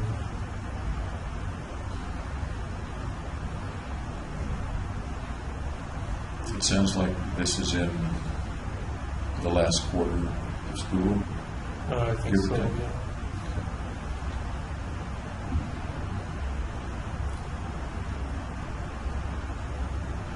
Do you remember having thoughts of ending your life during that time? Just taking the pills. Taking the pills. Do you recall whether those would have been the pills that had been prescribed by Dr. Fenton, the pills that were available in the medicine cabinet? Yeah. Or some other pills? Those pills. Those pills.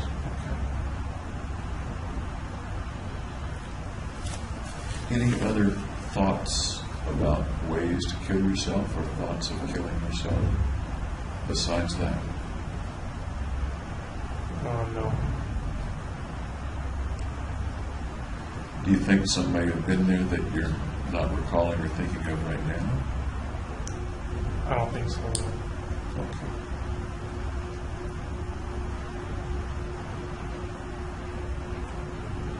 And the way you described the thoughts about the pills is you thought about it, but not seriously enough To try it. to try it. Do you remember contemplating what it might have been like to take the pills? Thought it wouldn't be painful or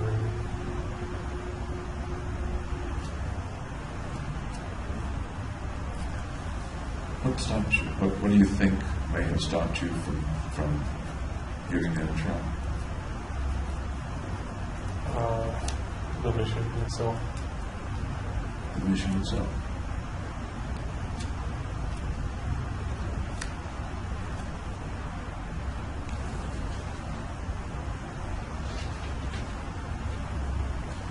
That kind of takes us back to your statement earlier that the mission, at least in some ways, was to save your life. Right. Or One of the reasons. one of the purposes of the mission. Okay. I interrupted you, sorry. Just one of the reasons was And the others? I know we're getting repetitive, but I like repetition. to increase the value. The others to increase the value. Any others?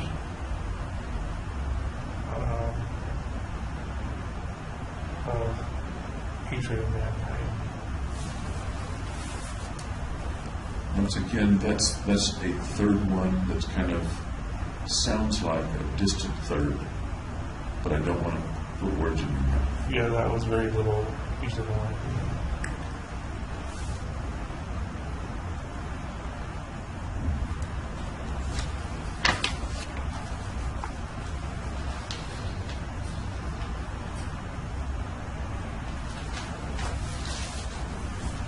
Do you suppose the hatred of mankind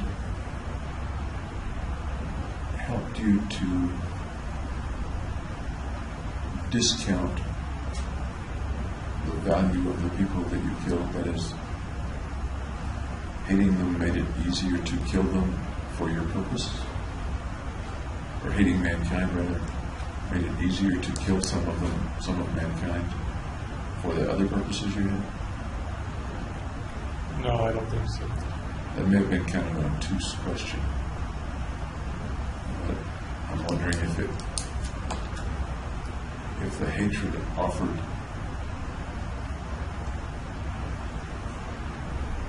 a a way to justify killing people in order to help yourself? I didn't use it as a justification. Okay.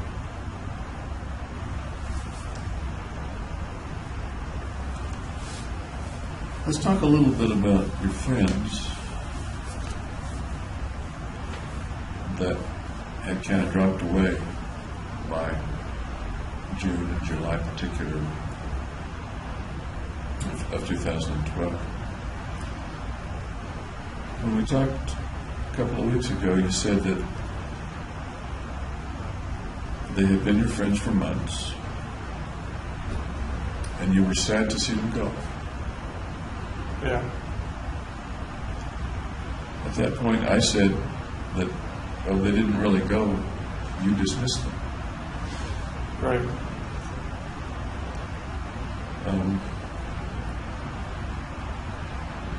You then said that it was sort of a mutual abandonment. You abandoned them, they abandoned you. Abandoned was your word. And I asked, how did they abandon you? Because it sounded to me like you cut yourself off from them, not the other way around. I did that, and they didn't respond back.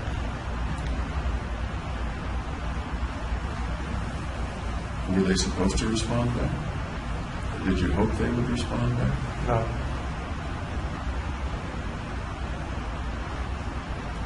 So is it fair to say that you're the one that opted out? Or is it fair to say I that it think was that's mutual? true. That I opted out. And the second part of my question was an or that it was mutual. Well, it's mutual because they didn't come back and try and restart the country. Actually, Ben did try to recontact you, didn't he? He did recontact you, at least for a bit, and you had a conversation, a text conversation with him, I think. I don't recall. Maybe I'm mistaken. I get the timeline confused sometimes. You said that they stopped inviting you to activities.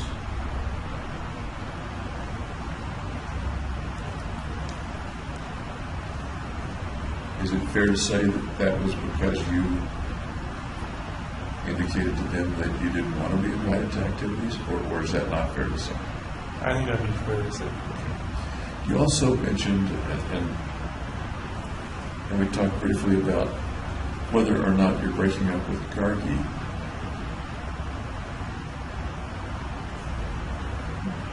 Made them no longer connect with you. I'd say that a different way. If Gargi had been part of the group, my picture in my mind is that you come to the group in part because of your connection with Gargi, but not entirely. And then when your connection with Gargi breaks up, I end the connection with rather. the group then moves away with Gargi in it. Yeah. That's sort of an odd picture I have in my mind. And maybe that's not exactly what your picture is in your mind. I kind of distinguish myself from the group.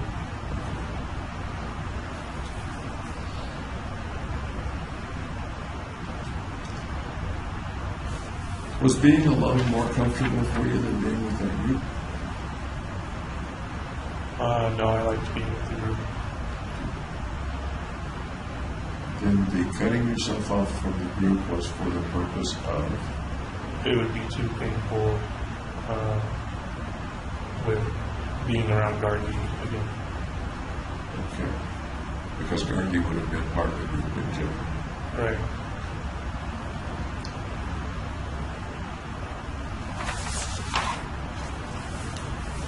Did it have anything to do with your wanting to focus time and attention on the mission rather than other things?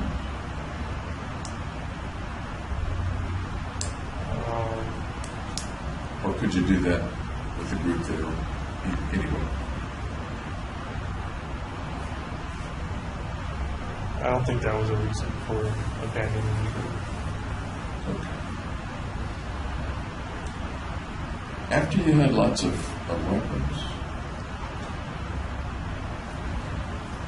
did anyone come over to your house, to your apartment,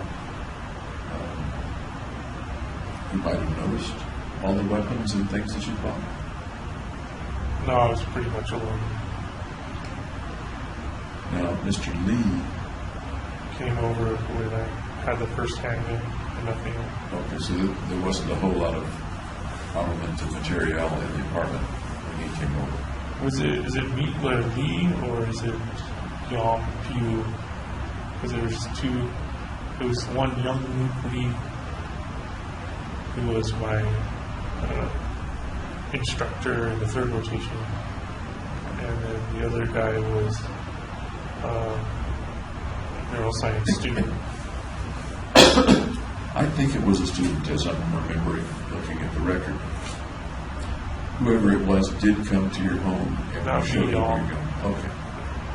And his name was Yom Pew, I think. Young Q. Pew? I don't know. I'm not And sure. his last name wasn't Lee. No, I think that was another guy. Okay. I'm with you.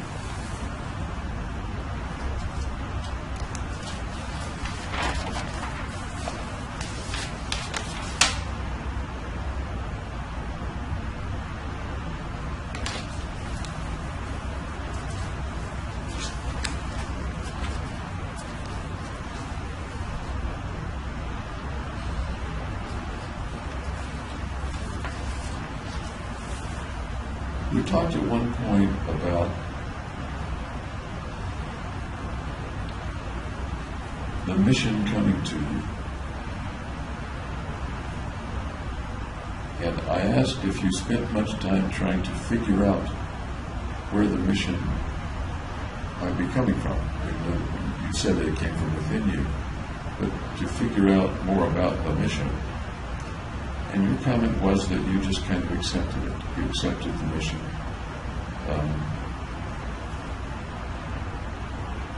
Kind of matter of fact. Right.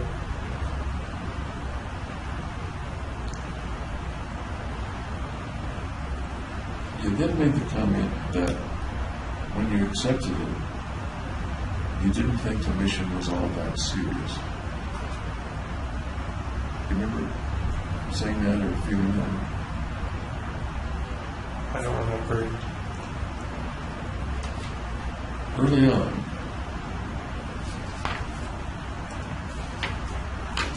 it was after you had bought the Glock, the time you were describing, the first Glock. You said, and your words were, I think it's a quote, that you didn't think the mission was all that serious about that. What does that suggest to you, or anything at all? That it kind of progressed steadily over time.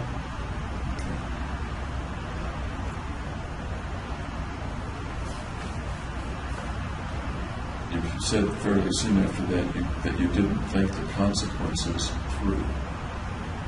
And I said, which consequences? And you said that I would complete the mission.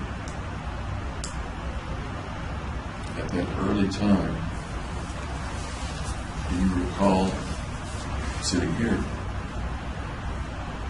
not really thinking about completing the whole mission, around the time that the mission sort of seemed to be forming and you weren't taking it all that seriously, or you didn't think it was all that serious? Does that make sense? Yeah, because around the time I bought the first gun, it was still defensive. It wasn't offensive yet until later.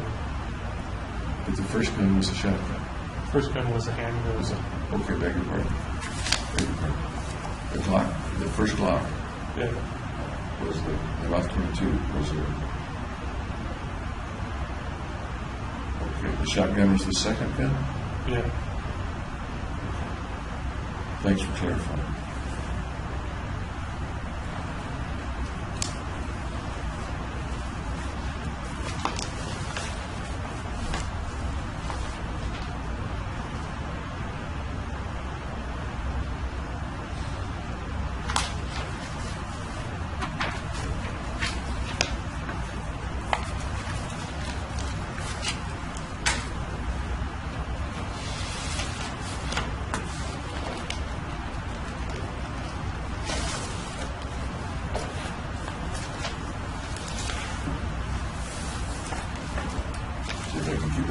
straight here.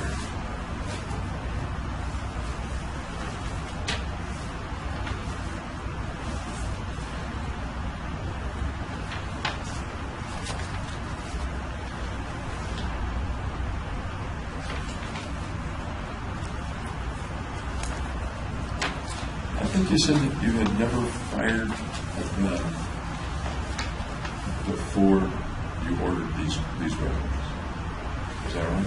I fired like a paintball gun, but no firearm. Which was the very first one that you fired of the guns that you bought? It was either the handgun or the assault rifle. That would have been out at Byers, or Out at Byers. Byers was the only place? That was the you only were? place I shot them. Subdivision. So, the Glock 22, next was the shotgun, next was the second Glock, or the AR? The AR. The AR, and then the second Glock. Right. No other weapons were purchased, I don't believe. Or no more firearms. Right.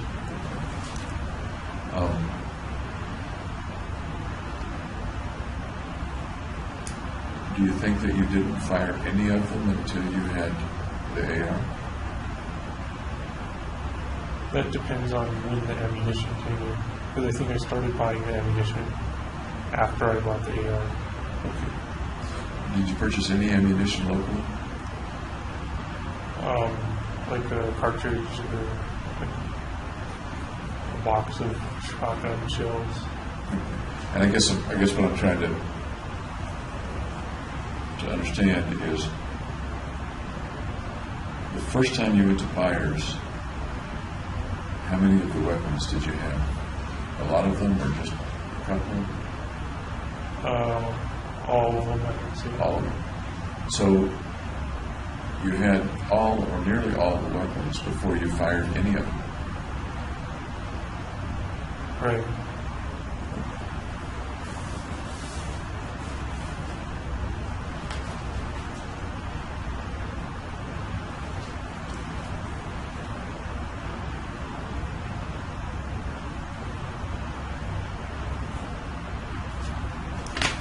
I asked briefly about your thoughts the day before the shootings, the day before that, when you started putting together the napalm, things like that. And I asked whether you had any thoughts as you went to sleep that night. That would have been the night of the 18th, I guess. Well, there wasn't anything dangerous set up at that time. And we talked about there was gasoline, but you had the caps on the bottles and Right. things like that. I guess I'm thinking about thoughts you may have had about the mission or about the shooting. No, it's kind of just another day.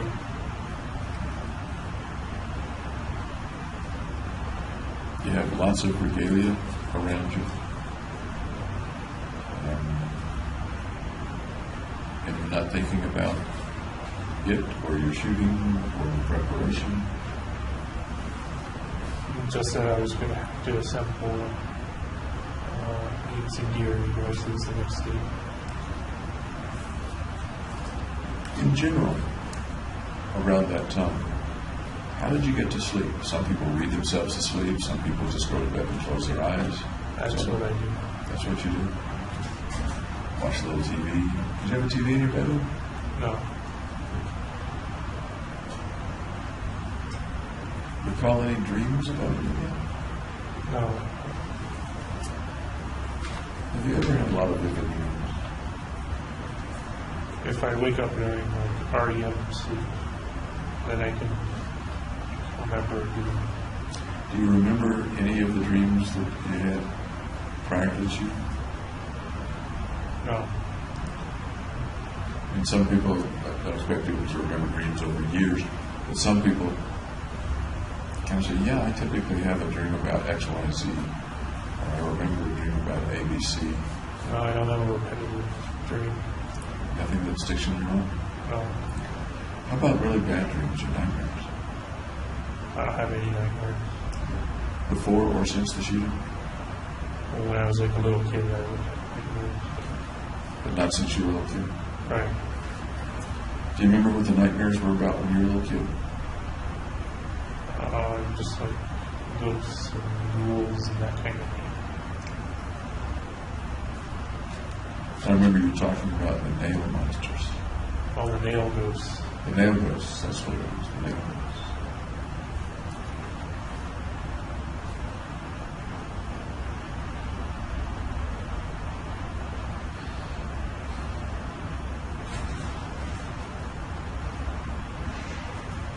When you weren't putting things together, the many tasks that you had to do to get ready, I asked whether you spent much time thinking about the mission, thinking about what might happen, and your answer at that particular time was, no, you didn't think about it because you weren't considering the consequences. Remember that?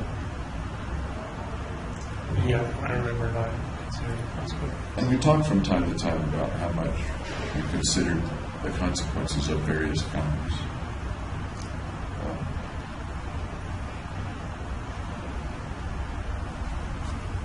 It seems pretty clear that you were considering consequences. I considered I would die or get locked up, Okay. and it kind of ended right there. The planning itself suggests that you were considering consequences of how people would act in the theater, how you would control them, how you would prevent them from rushing you. I wouldn't consider those consequences. That's just kind of tactics and strategy. All right. Within the tactics and strategy, we talked a little about how close the police station was. Yeah, like 5 minutes, right? Yeah. And we talked a little about what led you to choose a venue that close to a police station. Can you reiterate some of that for me or think about that again for me? I just figured I'd be caught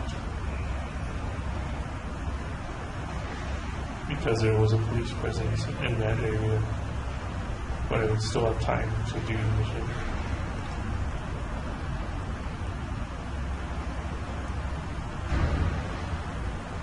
We talked briefly, and I'd like to revisit it, about considering places where you wouldn't be caught, or you'd be less likely to be caught, or you could shoot more people before getting caught. Places not so close to the police station.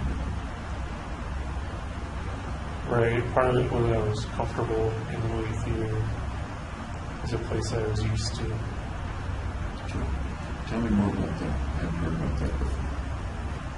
Well, I did all the recon there to get familiar with the layout. I mean, but you could have done recon somewhere else, further from the police station. True, but I kind of decided that was the place to be.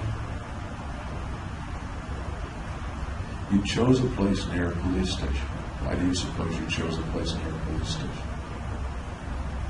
I didn't choose it for that reason. I disagree. I think that was one of the reasons you chose it. So I'd like for you to Then speculate. it might be unconscious. I'd like for you to speculate with me, except for a moment my hypothesis that at least part of the reason you chose that was because it was close to a police station. Why might you have chosen it close to a police station?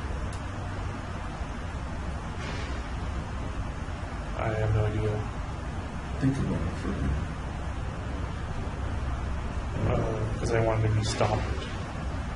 Okay.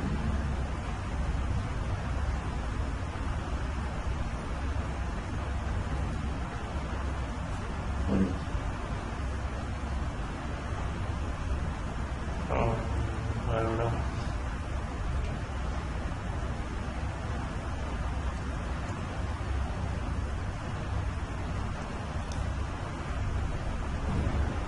does it occur to you that if you picked a theater in a small community, that even though there might not have been as many people in the theater,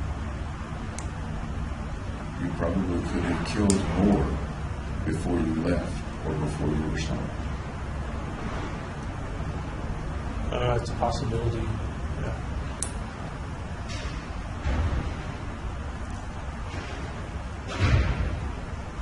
And that's one of the things that makes me hypothesize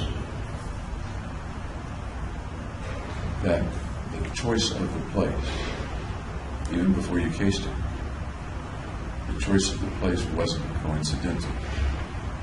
The location of the police station wasn't coincidental. I think it was. And here's the interesting thought. I don't know whether within 50 miles of here, I don't know whether there's a theater that's not within 5 minutes of a police station. Maybe there's not one. So that would lend some credence to your thought that it was coincidental, and that the police station was something to consider, which you did. How long will it take the cops to get there? Right. But not something that was important in the choice of it. Interesting that you put it that way. Okay.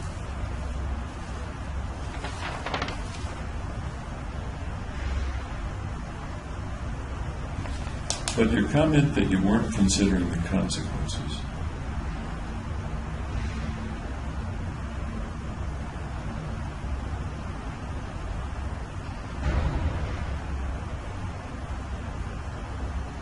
the certainty of getting caught, getting killed. Oh, we've been around that lots of times, I think.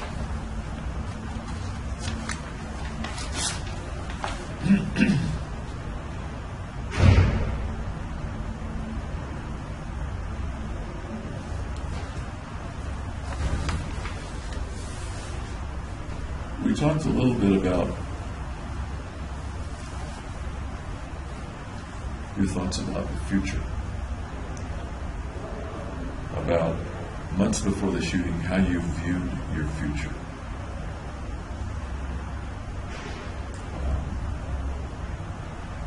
And one of the things you said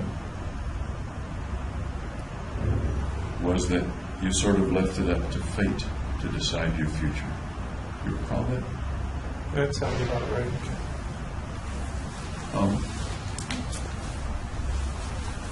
I'm wondering a little about that, because you worked pretty hard in college,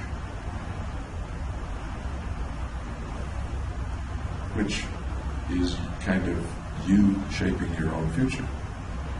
Right. You exerting some control over your future. Although you laid back for a year in between college and grad school, you worked pretty hard to get into grad school. Yeah. And that's you working to shape your future and not leave it up to fate. But during the prelims, I left it up to fate. Okay. During the prelims, you left it up to fate.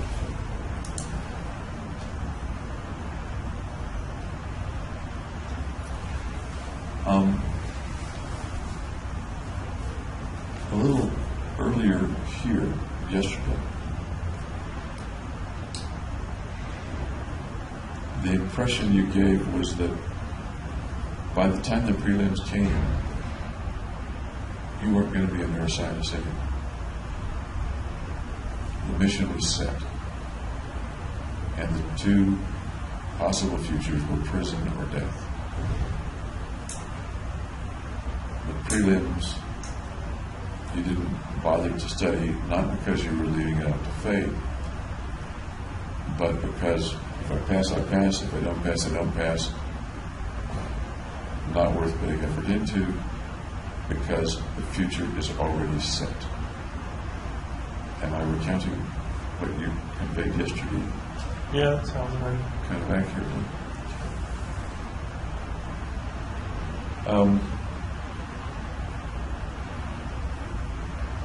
That doesn't sound much like leaving it up to fate. That sounds like you have shaped your future rather completely. If you follow the path, if you follow the mission.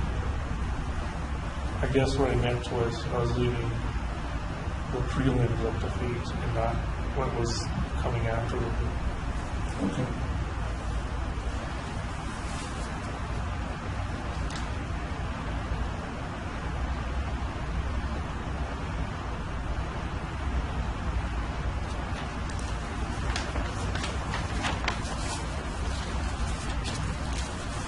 It doesn't sound ambivalent at that point. Gee, I don't know what's going to happen. And I understand what you just said about the fate referring to the prelims. I'm now talking about the consequences of the mission. Although we know that at times you did things or hoped for things that might have stopped it, such as the call to the hotline or the thought that the FBI might stop you. Yeah.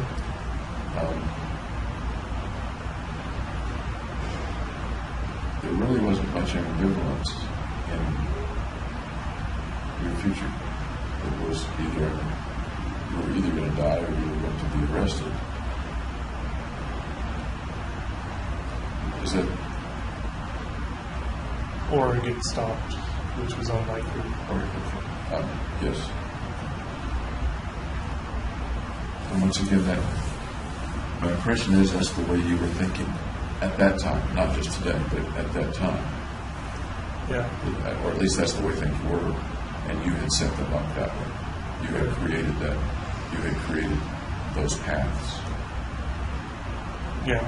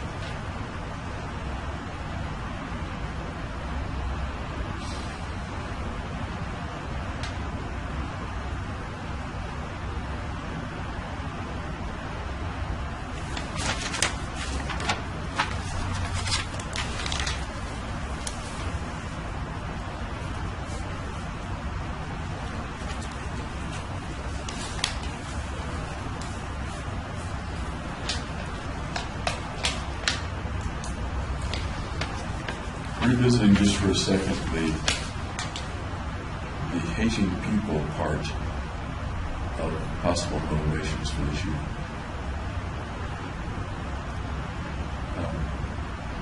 At one point, about 3 or 4 weeks ago, I asked you,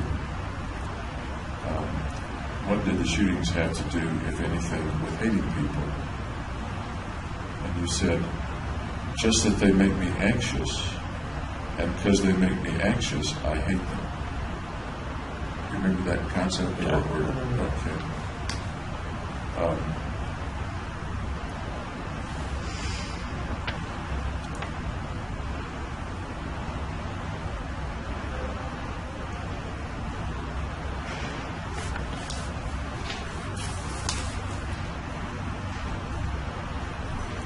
You went on to say you weren't mad at anybody in the theater.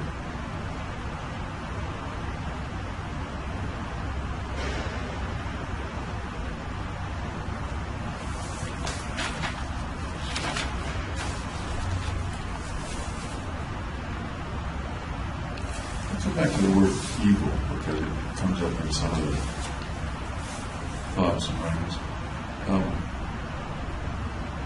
You've never said something evil made me do this, or created the mission, or pushed me toward the mission. Is that? I don't know. I said a lot of stuff, so. I don't believe you have ever implied that something evil made you do the mission. I think that's right. coin an old comedian before you were born. The devil made me do it. No, I don't think so. That wasn't. No. That's not your understanding now or then. Yeah. That's something evil did. Pull up another thing. What about you being evil? And the evil in you, the evil thing doing it. Is that a consideration at all? I think everybody has the capacity for evil. Let's bring it to you. And I know we're talking about a moral concept and not a legal one necessarily, but everybody has a capacity for evil. Fine. We're talking about Jimmy Holmes.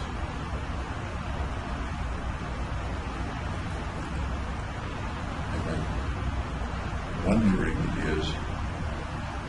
is it an evil Jimmy Holmes, James Holmes, that does this and has other rationales or things around the edge of it, but at the core, an evil James Holmes killed 12 people, wounded 50-some? No, I don't think there's an evil James Holmes. Have you thought about or considered that? Or run that through your mind or at all? No, An evil James Holmes? just the differentiated self part. I'm not sure what you mean. That I dyed my hair red and put contact lenses in, and that wasn't the normal me. It's kind of like that portrays an evil me a little bit.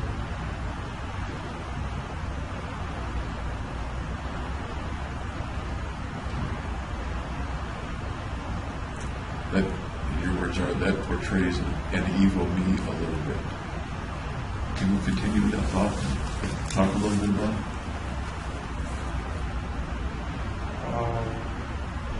Well, the shooting's unusual for me. I don't usually do things like that.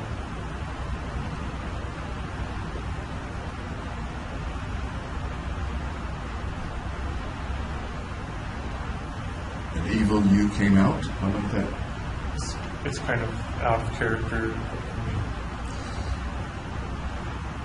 You just described an evil me.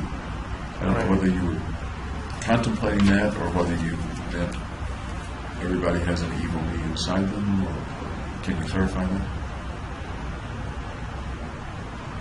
I don't know how to clarify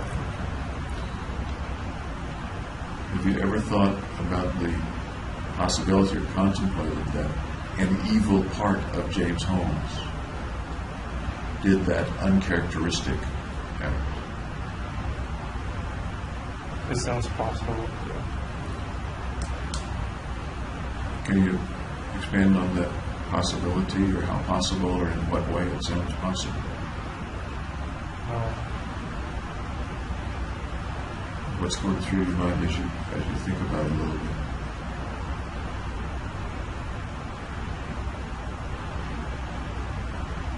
Just that other people could consider that it was an evil me that did the shooting.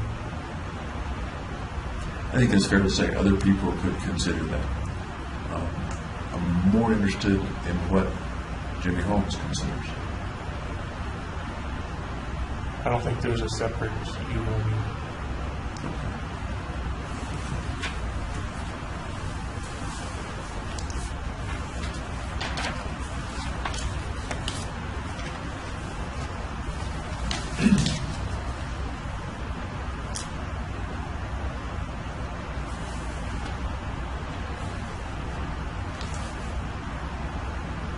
We talked about a few weeks ago the collateral damage.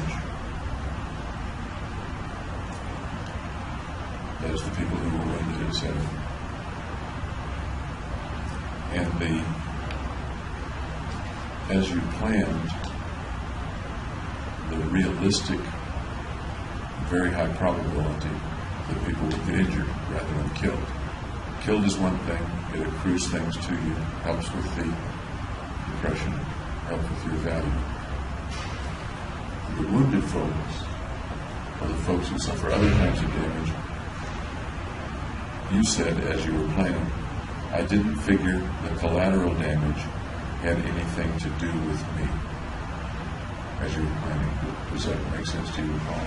Yeah. The concept, okay.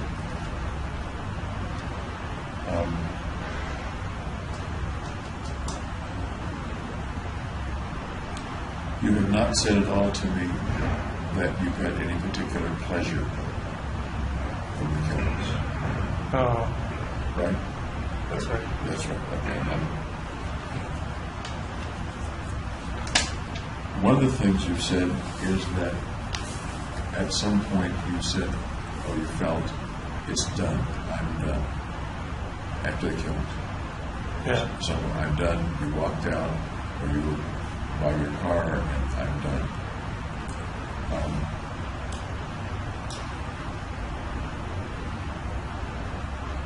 I'm kind of interested in the visceral feeling of I'm done. I'm relaxed. I was anxious. Do you recall being anxious while you were shooting or while you were in the theater? No, because I planned and prepared pretty thoroughly. Before the event started, while you're in the theater doing the ruse with the cell phone?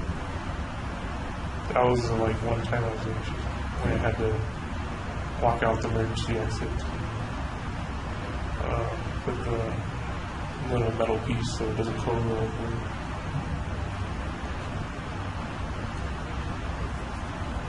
At what point, if you can pinpoint it, maybe you can't, were you free of the anxiety? Were you no longer nervous? When I was standing outside the emergency exit door. Preparing to go in? Yeah. So during the shootings, you don't recall being anxious or worried? Or Right, I was focused and calm. do you recall having any feeling of tension at all? No. I think we talked about this. Excitement, tension, exhilaration. No.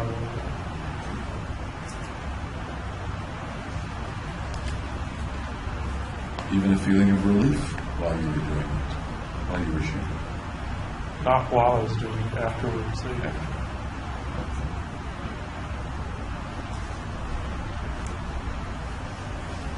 And you said about the relief, not anxious anymore. What else? Viscerally, what else did that feel like?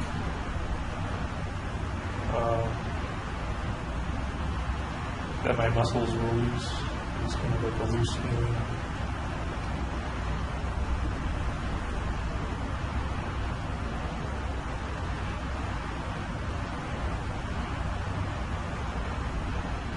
I kind of want to say the tension was released, but maybe that's not an accurate description.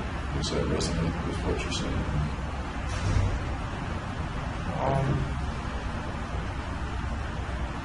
I wasn't really tense. I was kind of normal.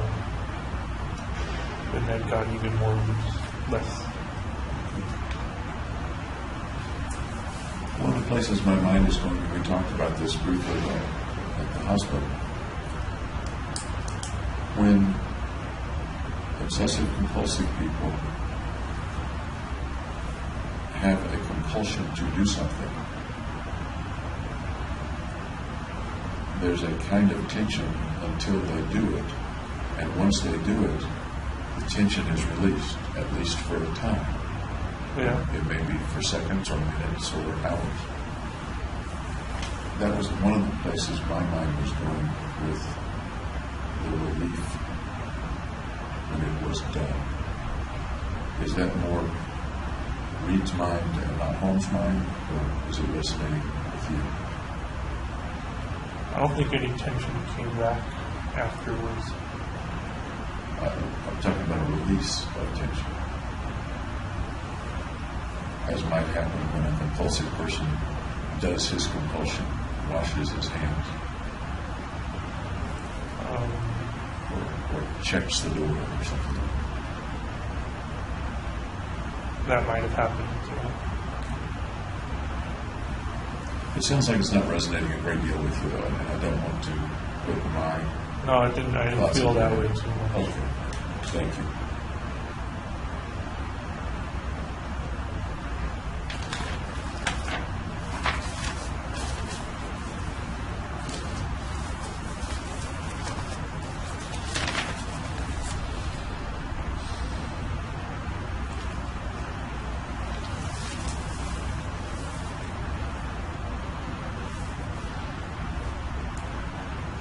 When we talked once before about your worth increasing from 1 to 13,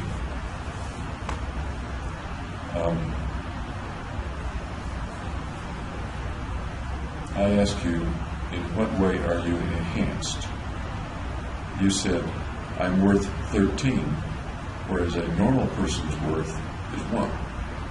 Right. In the same conversation, you said, I increased my self-worth and I didn't have to die.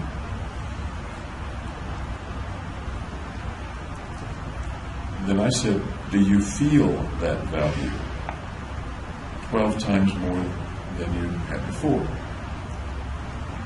You said, theoretically, yes. I said, theoretically? How about really feeling 12 times more? Let me ask you that again. Is it a theoretical feeling or a real feeling that you... It's abstract. It's abstract. And I think at another point you said it was incremental, not a huge leap, but an incremental abstraction. You said then, when I said theoretically, how about really? You said, well, it's only theoretical in nature. The concept is theoretical, and you just used the word abstract. Right.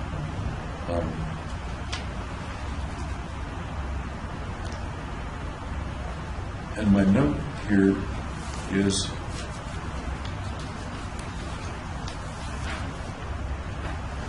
that you felt, and continue to feel, that it was morally okay to kill for the theoretical possibility,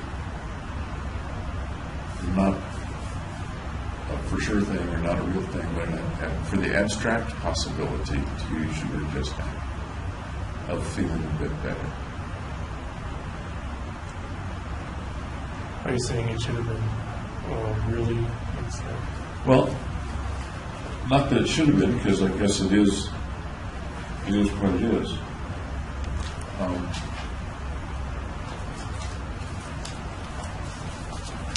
On the one hand, one might think of somebody who says, if I kill these people, I am going to feel better, 12 times better, or some increment better.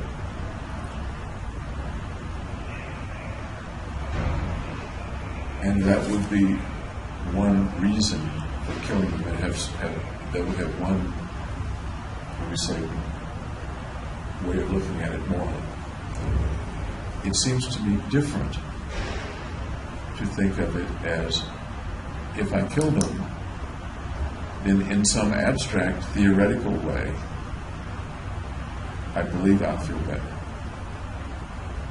Right, one's a thought and the other is, it will be better. Okay. From what you said back at the hospital, it was a theoretical thing, a thought. Yeah. Is that generally correct, or am I misunderstanding? Yeah, that's right. Okay.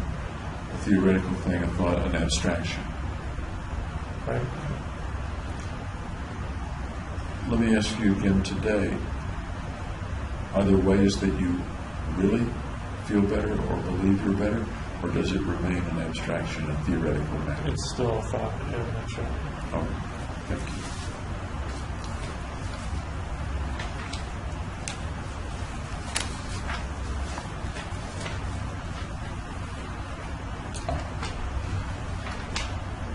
We talked about lying and telling the truth back at Senate. And we were talking about, you're talking with Fitman, I think, Fitman Feinstein. Speaking truthfully and deflecting incriminating questions. And that's, I think, what you said in your notebook Right. about what you had done there. You wanted to keep your plan secret, you said. But at the same time, speak truthfully, you said, right, because I'm not a liar. Most of the time, please. I'm sorry? Most of the time. Everybody lies sometimes. What's the worst lie that you ever told me?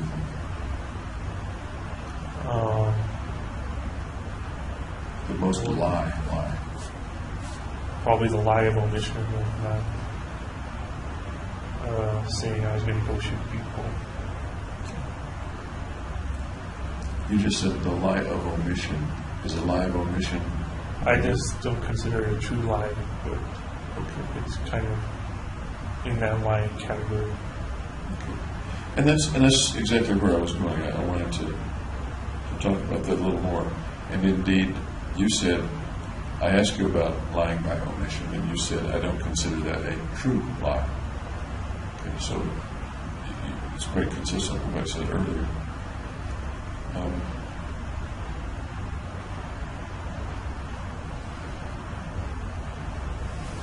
But it sounds like from what you just said, you leave the possibility or the fact that it's a form of lie.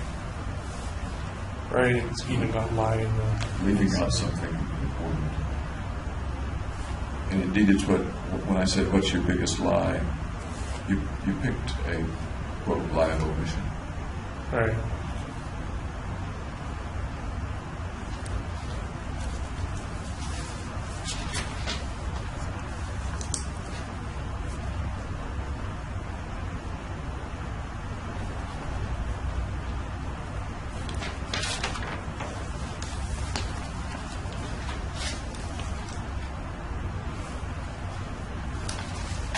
You talked about being called the Joker here in jail. We may have talked about that briefly yesterday as well.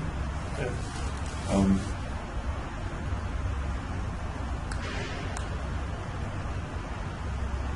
When again is the first time you recall people talking or calling you the Joker? Early on after I was arrested. You still do that? Sometimes. Can you describe to me a time or a situation in which you've heard them or noticed them referring to you as a Joker?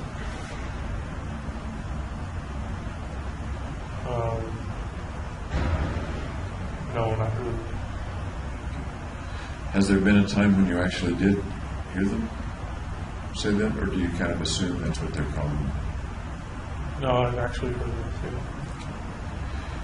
Can you describe an instance or two of when you actually heard them? Well, they were in a cell kind of adjacent or near my cell, and just yelling, "The Joker."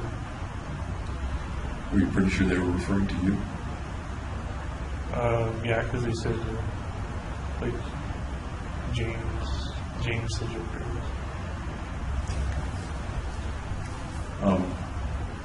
I guess it's not a secret that you're here in the jail. Right. Is it your impression that the other inmates know that you're here, especially if they've been here a while? Yeah. Is it your impression that they would recognize you if they saw you? That I'm not sure, unless they've seen me on TV.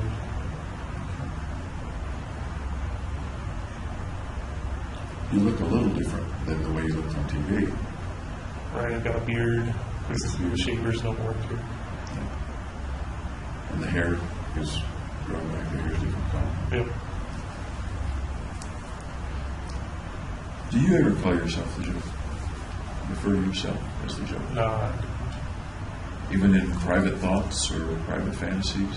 I can see why people would call me the Joker, the dyed hair, and the setting, the movie being the Batman movie. Once again, do you ever, even in private fantasy, refer to yourself as the Joker? Hey, I'm the Joker. A nickname that you accept for yourself, not just something other people have said, even in private. No, I don't think so.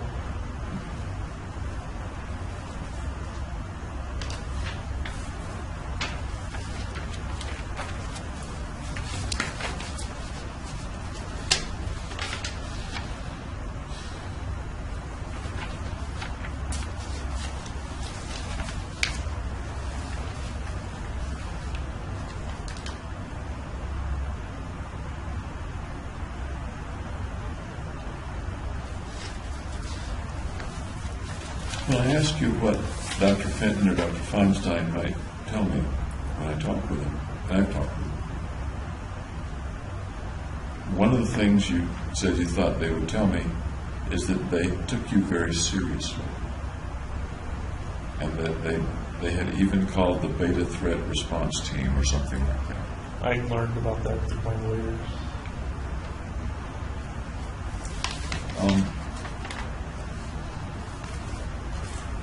Is there any part of these events,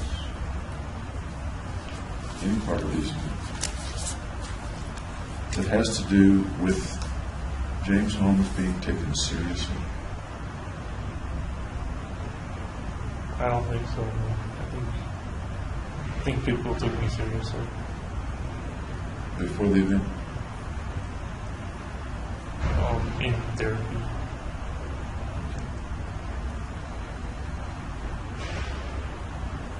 You had a photograph that you believe would influence the way people remembered you and what people thought of you based on photographs. A notebook that would influence the way people thought of you based on what you wrote.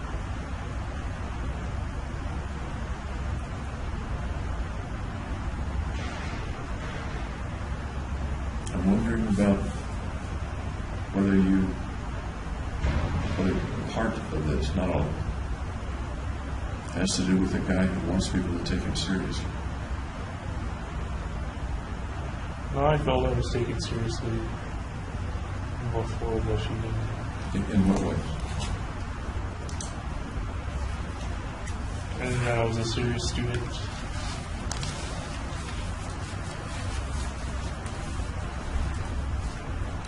And I agree that no one has suggested to me that you're not a serious student. No one has suggested that you were a trivial person. Right. Sometimes people who are not trivial at all believe or feel that they're trivial or not taken seriously. Can you think of any times when that might have described you, feeling that you weren't being taken seriously, or people didn't recognize you or value you enough? I think that's different from being taken seriously. Go down either path. I'm all ears. I'd like to hear. Well, for the value, there wasn't anybody who had tried to get me to stay in the girls' science program. There wasn't anybody who tried to get you to stay, is that what you said? Yeah. Tell me about that. Well, I told my advisor I wanted to leave, and he did like say, no, you should stay, or something. Would have been nice if he'd said, no, you should stay. Yeah. You could have still decided one way or the other, but it would have been nice for him to want you to stay. Is that the idea? Right, yeah. Roughly when did you have that conversation with him? Like a couple of days after I dropped out. Okay. So that would have been a couple of days, or several days after the prelims. A couple of days after the prelims. Did he suggest retaking them, or? No. I felt like we could have asked him to retake it, but I didn't. But nobody volunteered. Right. You can retake. Nobody did. How'd you feel?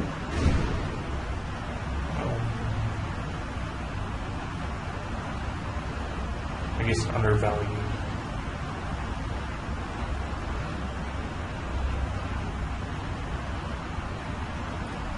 What else did you feel that they thought about you or might think about you at that time?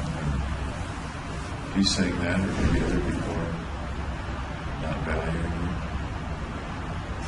I don't know about other people, but it would have been nice if so. Has something like that ever happened before in your life? That it would have been nice for someone to encourage you or appreciate you, offer you something? Not that I can think of off the top of my head. Think about it for a minute. Other times, in school or not in school, young or older. Nothing's coming to me. How about when the family decided to move back to San Diego? And I think you mentioned that they either didn't ask you or didn't pay any attention to your not wanting to move. I think they paid attention, and they told me why I was moving, so it wasn't a value issue. Okay. And that was just something that popped into my head. It doesn't have to be, Right. doesn't have to be Freudianly significant or something. Okay.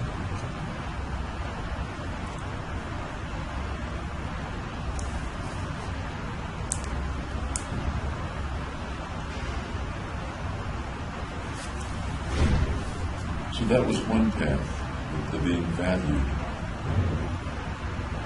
How about the other path? What's the other path? You had said, are you going to test my memory? You had said,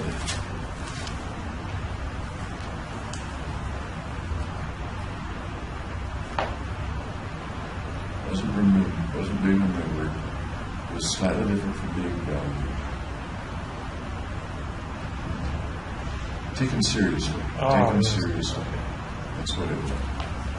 Anything else come to mind about not being taken seriously or being taken seriously? No, nothing really.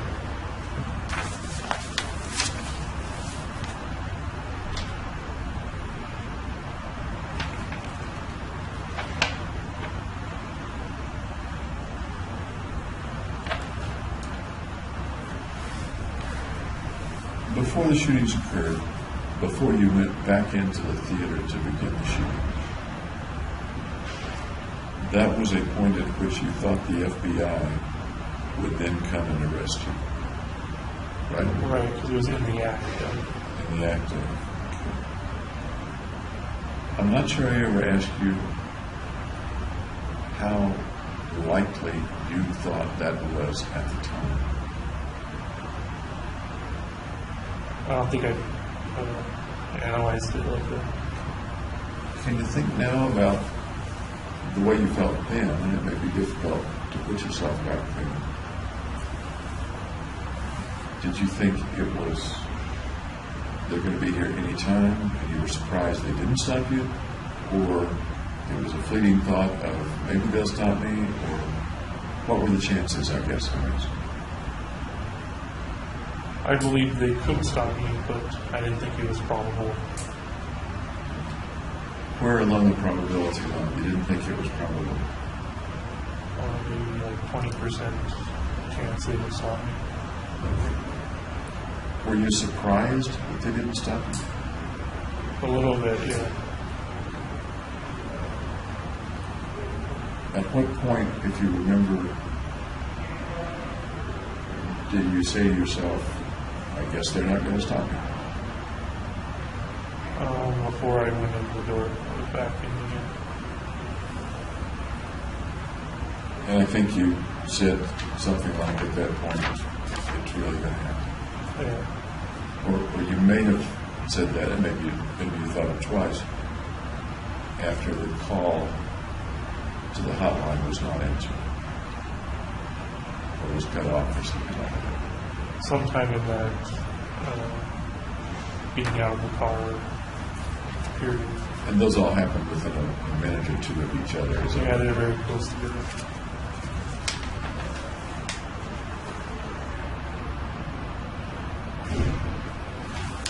You mentioned that you didn't say anything as you were shooting. Didn't yell things out or anything like that. No, Are you quite sure of that? I'm like 100% sure. So that you've said several times that you were sort of on autopilot. Yeah. Is what you're saying that there's no chance that the autopilot would have blotted out your words or screams or yells or something? Well, in my conscious recollection, I know for sure that I did. Because we know that there are certain things that you were aware of, even though you describe yourself as being on autopilot. You were aware that the gun jammed. You were aware of going to the lighted area. You were aware of trying to fix it. You were aware of certain people moving around. Right. You were aware of the guy who smiled. And then at some point, before the guy who smiled, you were aware that you were done. Yep.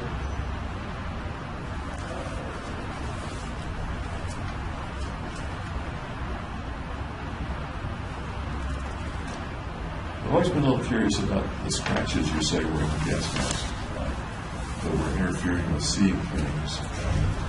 Yeah, I bought a cleaner for it, but it didn't.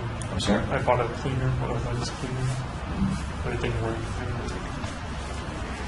Was it a new or used? It was a new mask, but it came kind of scratched a little bit.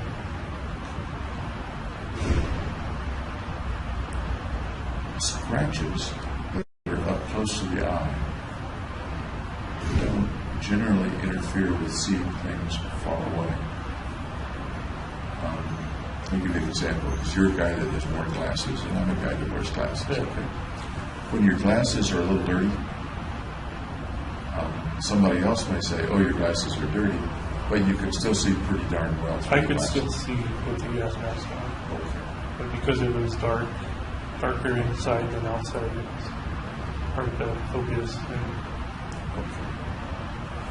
You had the gas mask on before you went back in. right, You could see to open the door, things like that, to get back yeah. in. So it was maybe a partial obstruction. Okay. Fair enough.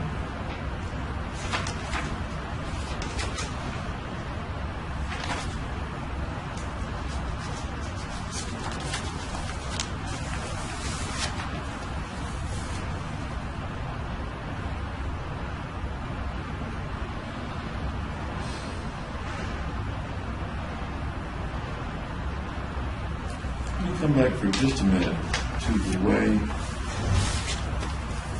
you might have wanted to be remembered. And I'm not talking so much about now, but the way you believe you wanted to be remembered at the time of the shootings or just before the shootings. Can you talk a little more about that to me?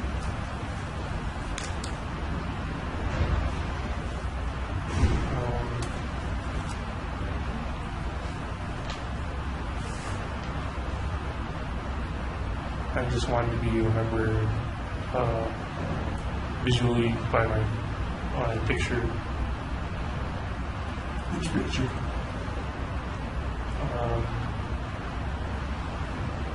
Hanging the ones that were on my phone. One of the ones, or a couple of the ones, were headshots of you with a sort of, not sure how to interpret it, devilish or impish or whimsical look, looking at the incendiary with the fuse, holding the gun, things like that. Another one was of, I'm trying to remember, wasn't there one of you in most of the brigade? Or Yeah, it was one where I was wearing the coat and the dress. Okay. So which is the one that conveys, if it is just one, which is the one that conveys the way that James wanted to be remembered for James before the shooting? I think the most powerful image was the one where he's holding the gun in front of me. Holding the gun in front of your face. Yeah. And that would convey to somebody 5 years from now what? Just that they would remember the picture, and that was James Holmes. That was James Holmes. And what was James Holmes? In the They don't picture? need to remember like that. Or I'm sorry? they don't need to remember anything extra. Just have a memory of the face.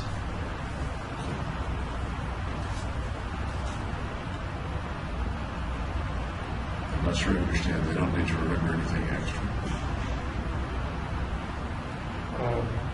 Yeah, all they need to remember is that's what James Holmes looked like. So having people remember what you look like, not forget your face in a sense. But there's a certain attitude to that picture. Yeah. I want them to remember that attitude as well.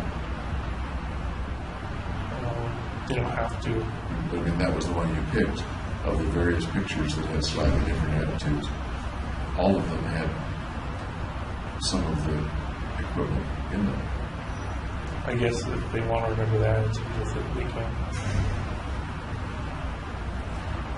You're not saying that they would remember the picture of you with the poster of the woman behind you.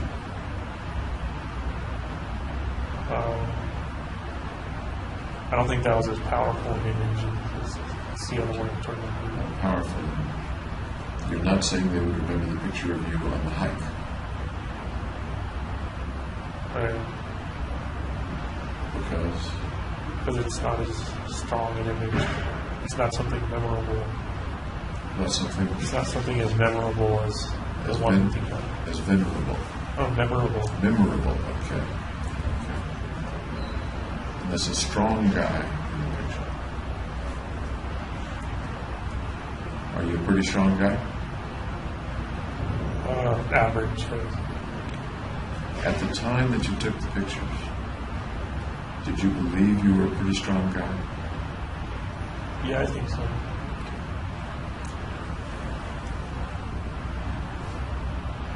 You spin out a couple of thoughts. One is, I'm a strong guy, and that's why I'm taking this picture of me as a strong guy.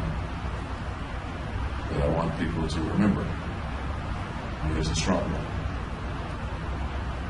Another line of thought would be, I'm not such a strong guy, but I can make them think I was a strong guy and make them remember me as a strong guy. If I, I don't take think that this was the picture. case. I'm sorry? I don't think that was. I don't think that was it. Why would they remember your face anyway? Because it's unusual to have dyed hair like that and contact lenses. And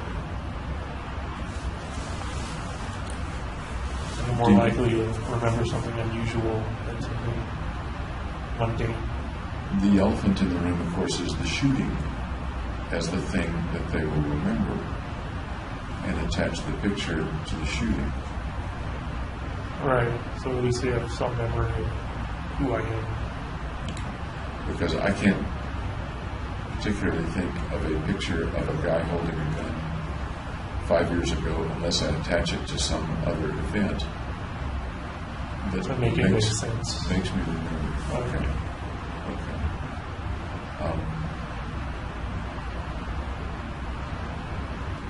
So my mind goes to, it was a strong guy that killed these people. The picture of the guy that killed these people indicates he was a strong guy. It's not inaccurate. Is it accurate? Sure. And Those are the words that seem to lead up to that. The words you've used seem to lead up to, here's the picture. The reason I remember him is that he's the fellow that killed the people in the theater. And the picture shows a strong guy. So James Holmes, the guy who killed the people in the theater, must have been a strong guy. Is that a train of thought that... I'm not sure if strong is the word tied to it or not. Okay. And again, there's a danger that I'm putting too much of my association into it. But the place that my mind goes with it is that people are not remembering James Holmes as a weak guy or a mediocre guy. Right, yeah, I would say that's true. Is there anything wrong with them remembering you as a mediocre guy or a weak guy? Just that it wouldn't be memorable.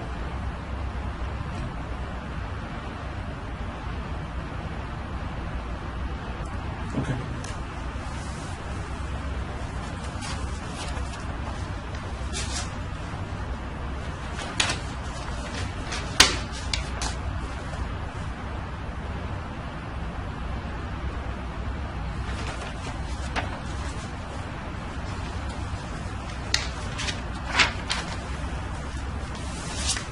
Go through just a couple more pages here.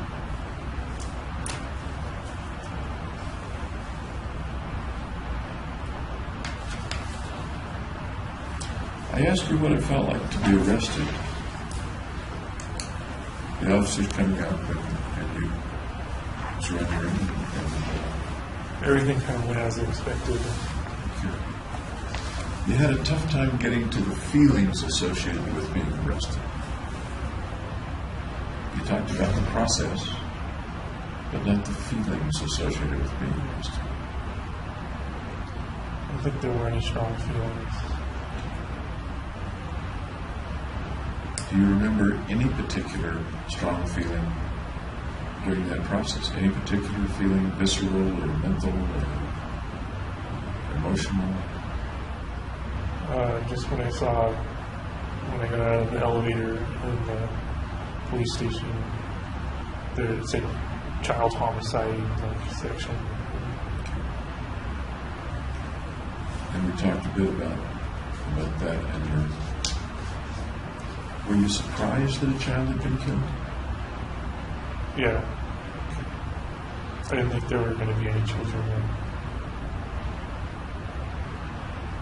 Did you feel sure there weren't going to be any children there? Like 80% sure. You described child within the context of the folks that, in this context, you didn't mind killing as somebody under 12. Right. It's a PG-13 movie. Seems to me that there are an awful lot of kids under 12 at PG-13 movies. Not at midnight. Not at midnight. Okay. Good point.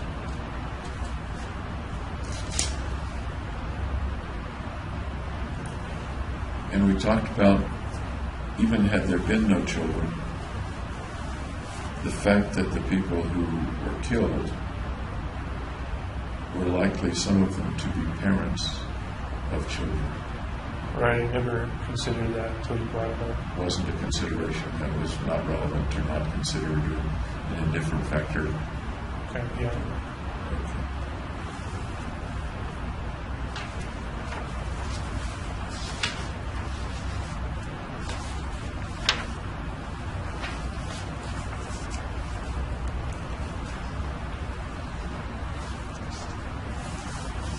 The two guys who questioned you, Detective Gumbinger and Detective Apple, do you remember those names or not? I remember Detective Apple. Was Gumbinger the FBI law specialist? He was part of it, and I'm not remembering exactly what his title was, but he was with the FBI.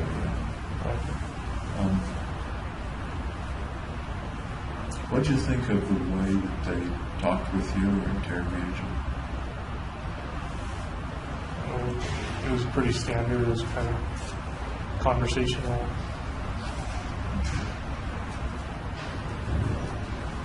Were you surprised at any of it or upset by any of it? I was upset that they took a clandestine recording of the session without telling me. The time, meaning it was audio recorded or Audio video? recording. Okay. Was that the recording of when you were talking about Well, there was one point where they talked with you and then you invoked your Miranda rights. Right, like right away. There was another one where you were talking about the devices in your apartment. That's the one I was talking about. Okay. And it was, you were upset that they had recorded it. Well, I'm upset now because I didn't know at the time that they were recording it. Can you tell me more about being upset about that?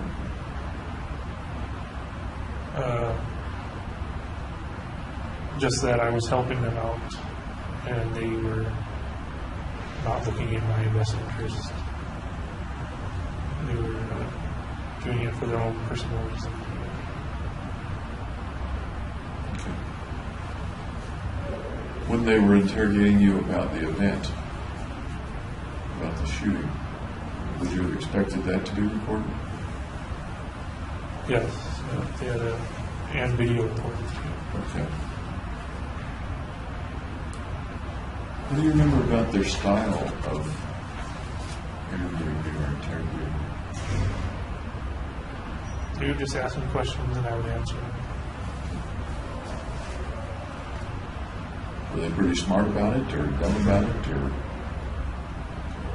No, pretty standard.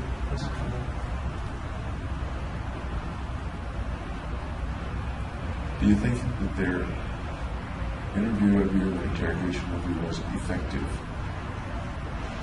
Got what they were after? So to Yeah, speak? yeah. Was it because they were good at it or because you were free with the information or both? Because I cooperated. Okay.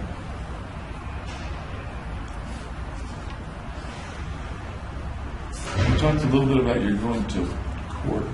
Once again, and you weren't sure, I think, the first time I asked this. Do you remember about when the first time you went to court was? About how many days after you were arrested or how many? I don't remember, it was too long ago. And at the time you said you didn't remember much about that event, about being in court. Right.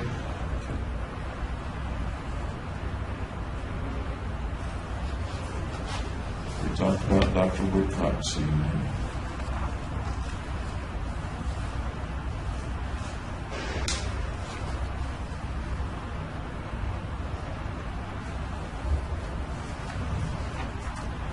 We've talked a couple of times about the money that was mailed with the notebook. The several $100 and $20 bills that were burned at the edges. And at one time you told me that you burned the money because you wouldn't have any use for it. Right, once I got locked up or dead, I couldn't use any money. But you burned it in a particular way. So she would still be able to tell it was money.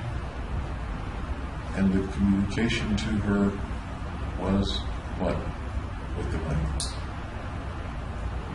If I remember correctly, it was because I wouldn't have insurance and it costed like $80 an hour for each session. So what were you telling her with the money? That money was a problem. You didn't just send her the money, you sent it to her with the four corners of every bill burned off and the bills carefully plastered onto sheets, as I recall.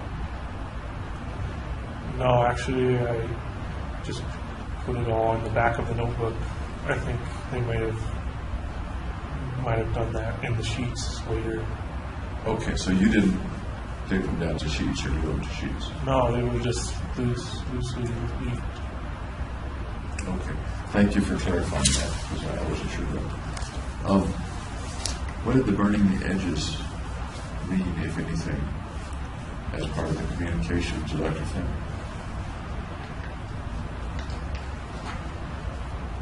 Just what I said before. You could have just sent the money. I don't Right, but understand. then she would have misinterpreted, like, why is he paying me money? Do you think she would have considered it a payment to receive that? I don't know what she would I have mean, considered. payment doesn't come to my mind, at least. The money means something. Psychiatrists always think money means lots of things. Right. But payment is not one of the ones I would have come up with?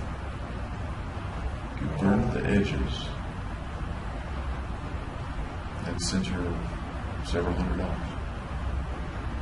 Right, I was trying to tell her that because I lost my job, I subsequently lost the insurance from it. So my illness was like at fault. It sounds like you were mad at her. Almost saying, here, you greedy shrink. Here's the damn money. Could be. I wasn't too angry though. Explore that could be a little bit for me.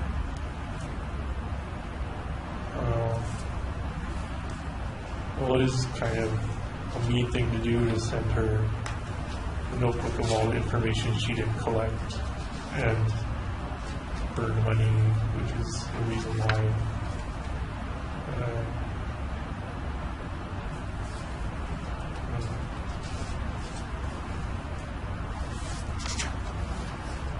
Was there anything in it of, look what you did, Fenton? A little bit, yeah. Tell me about that. Well, it's kind of similar to like that emoticon I sent her when she messed up my prescription. When you sent the emoticon, one of your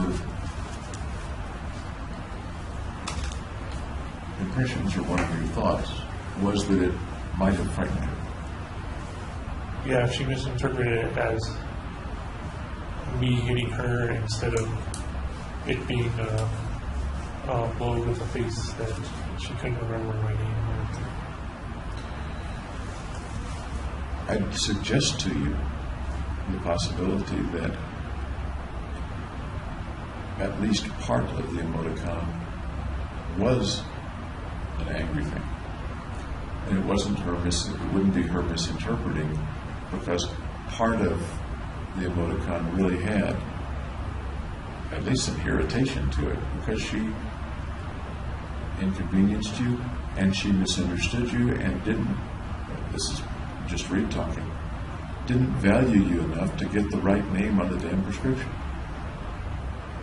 Yeah, so it was a little bit hostile. Hostile is a real civilized word. Angry, mad is a little bit. We come back to the burned money. Any anger, meanness, look what you did, or boy, you'll think about this for a long time, Fenton. In the money?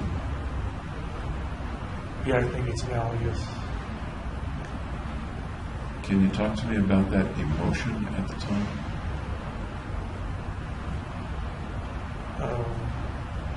Just that I was showing her what I was doing wrong, or showing her what she did wrong. Tell me what you might have been showing her that she was doing wrong.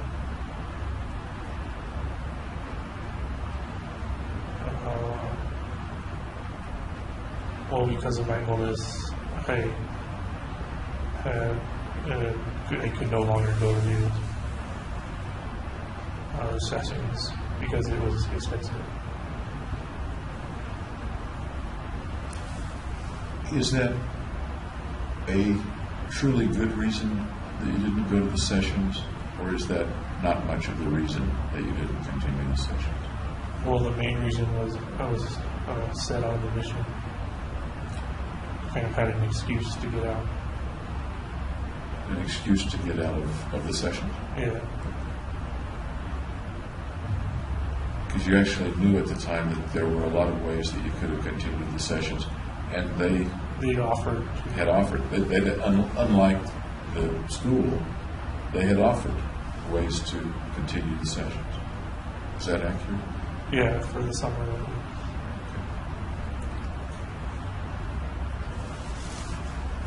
I can't think of much else to ask you. What have I left out? Well, I have no idea. I think you've been pretty comprehensive. want to expand on anything that we've talked about? No. If there's anything that you want to communicate to me through your lawyers at any point, you're welcome to tell them, hey, tell this to Reed, and they will do that. All right. I suspect we won't talk again, at least not for some time. It's possible if I come back for a hearing or something that we would talk again. But I think I have everything that I need to do my task.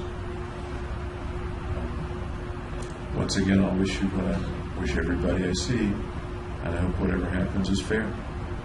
Okay. Okay. All right.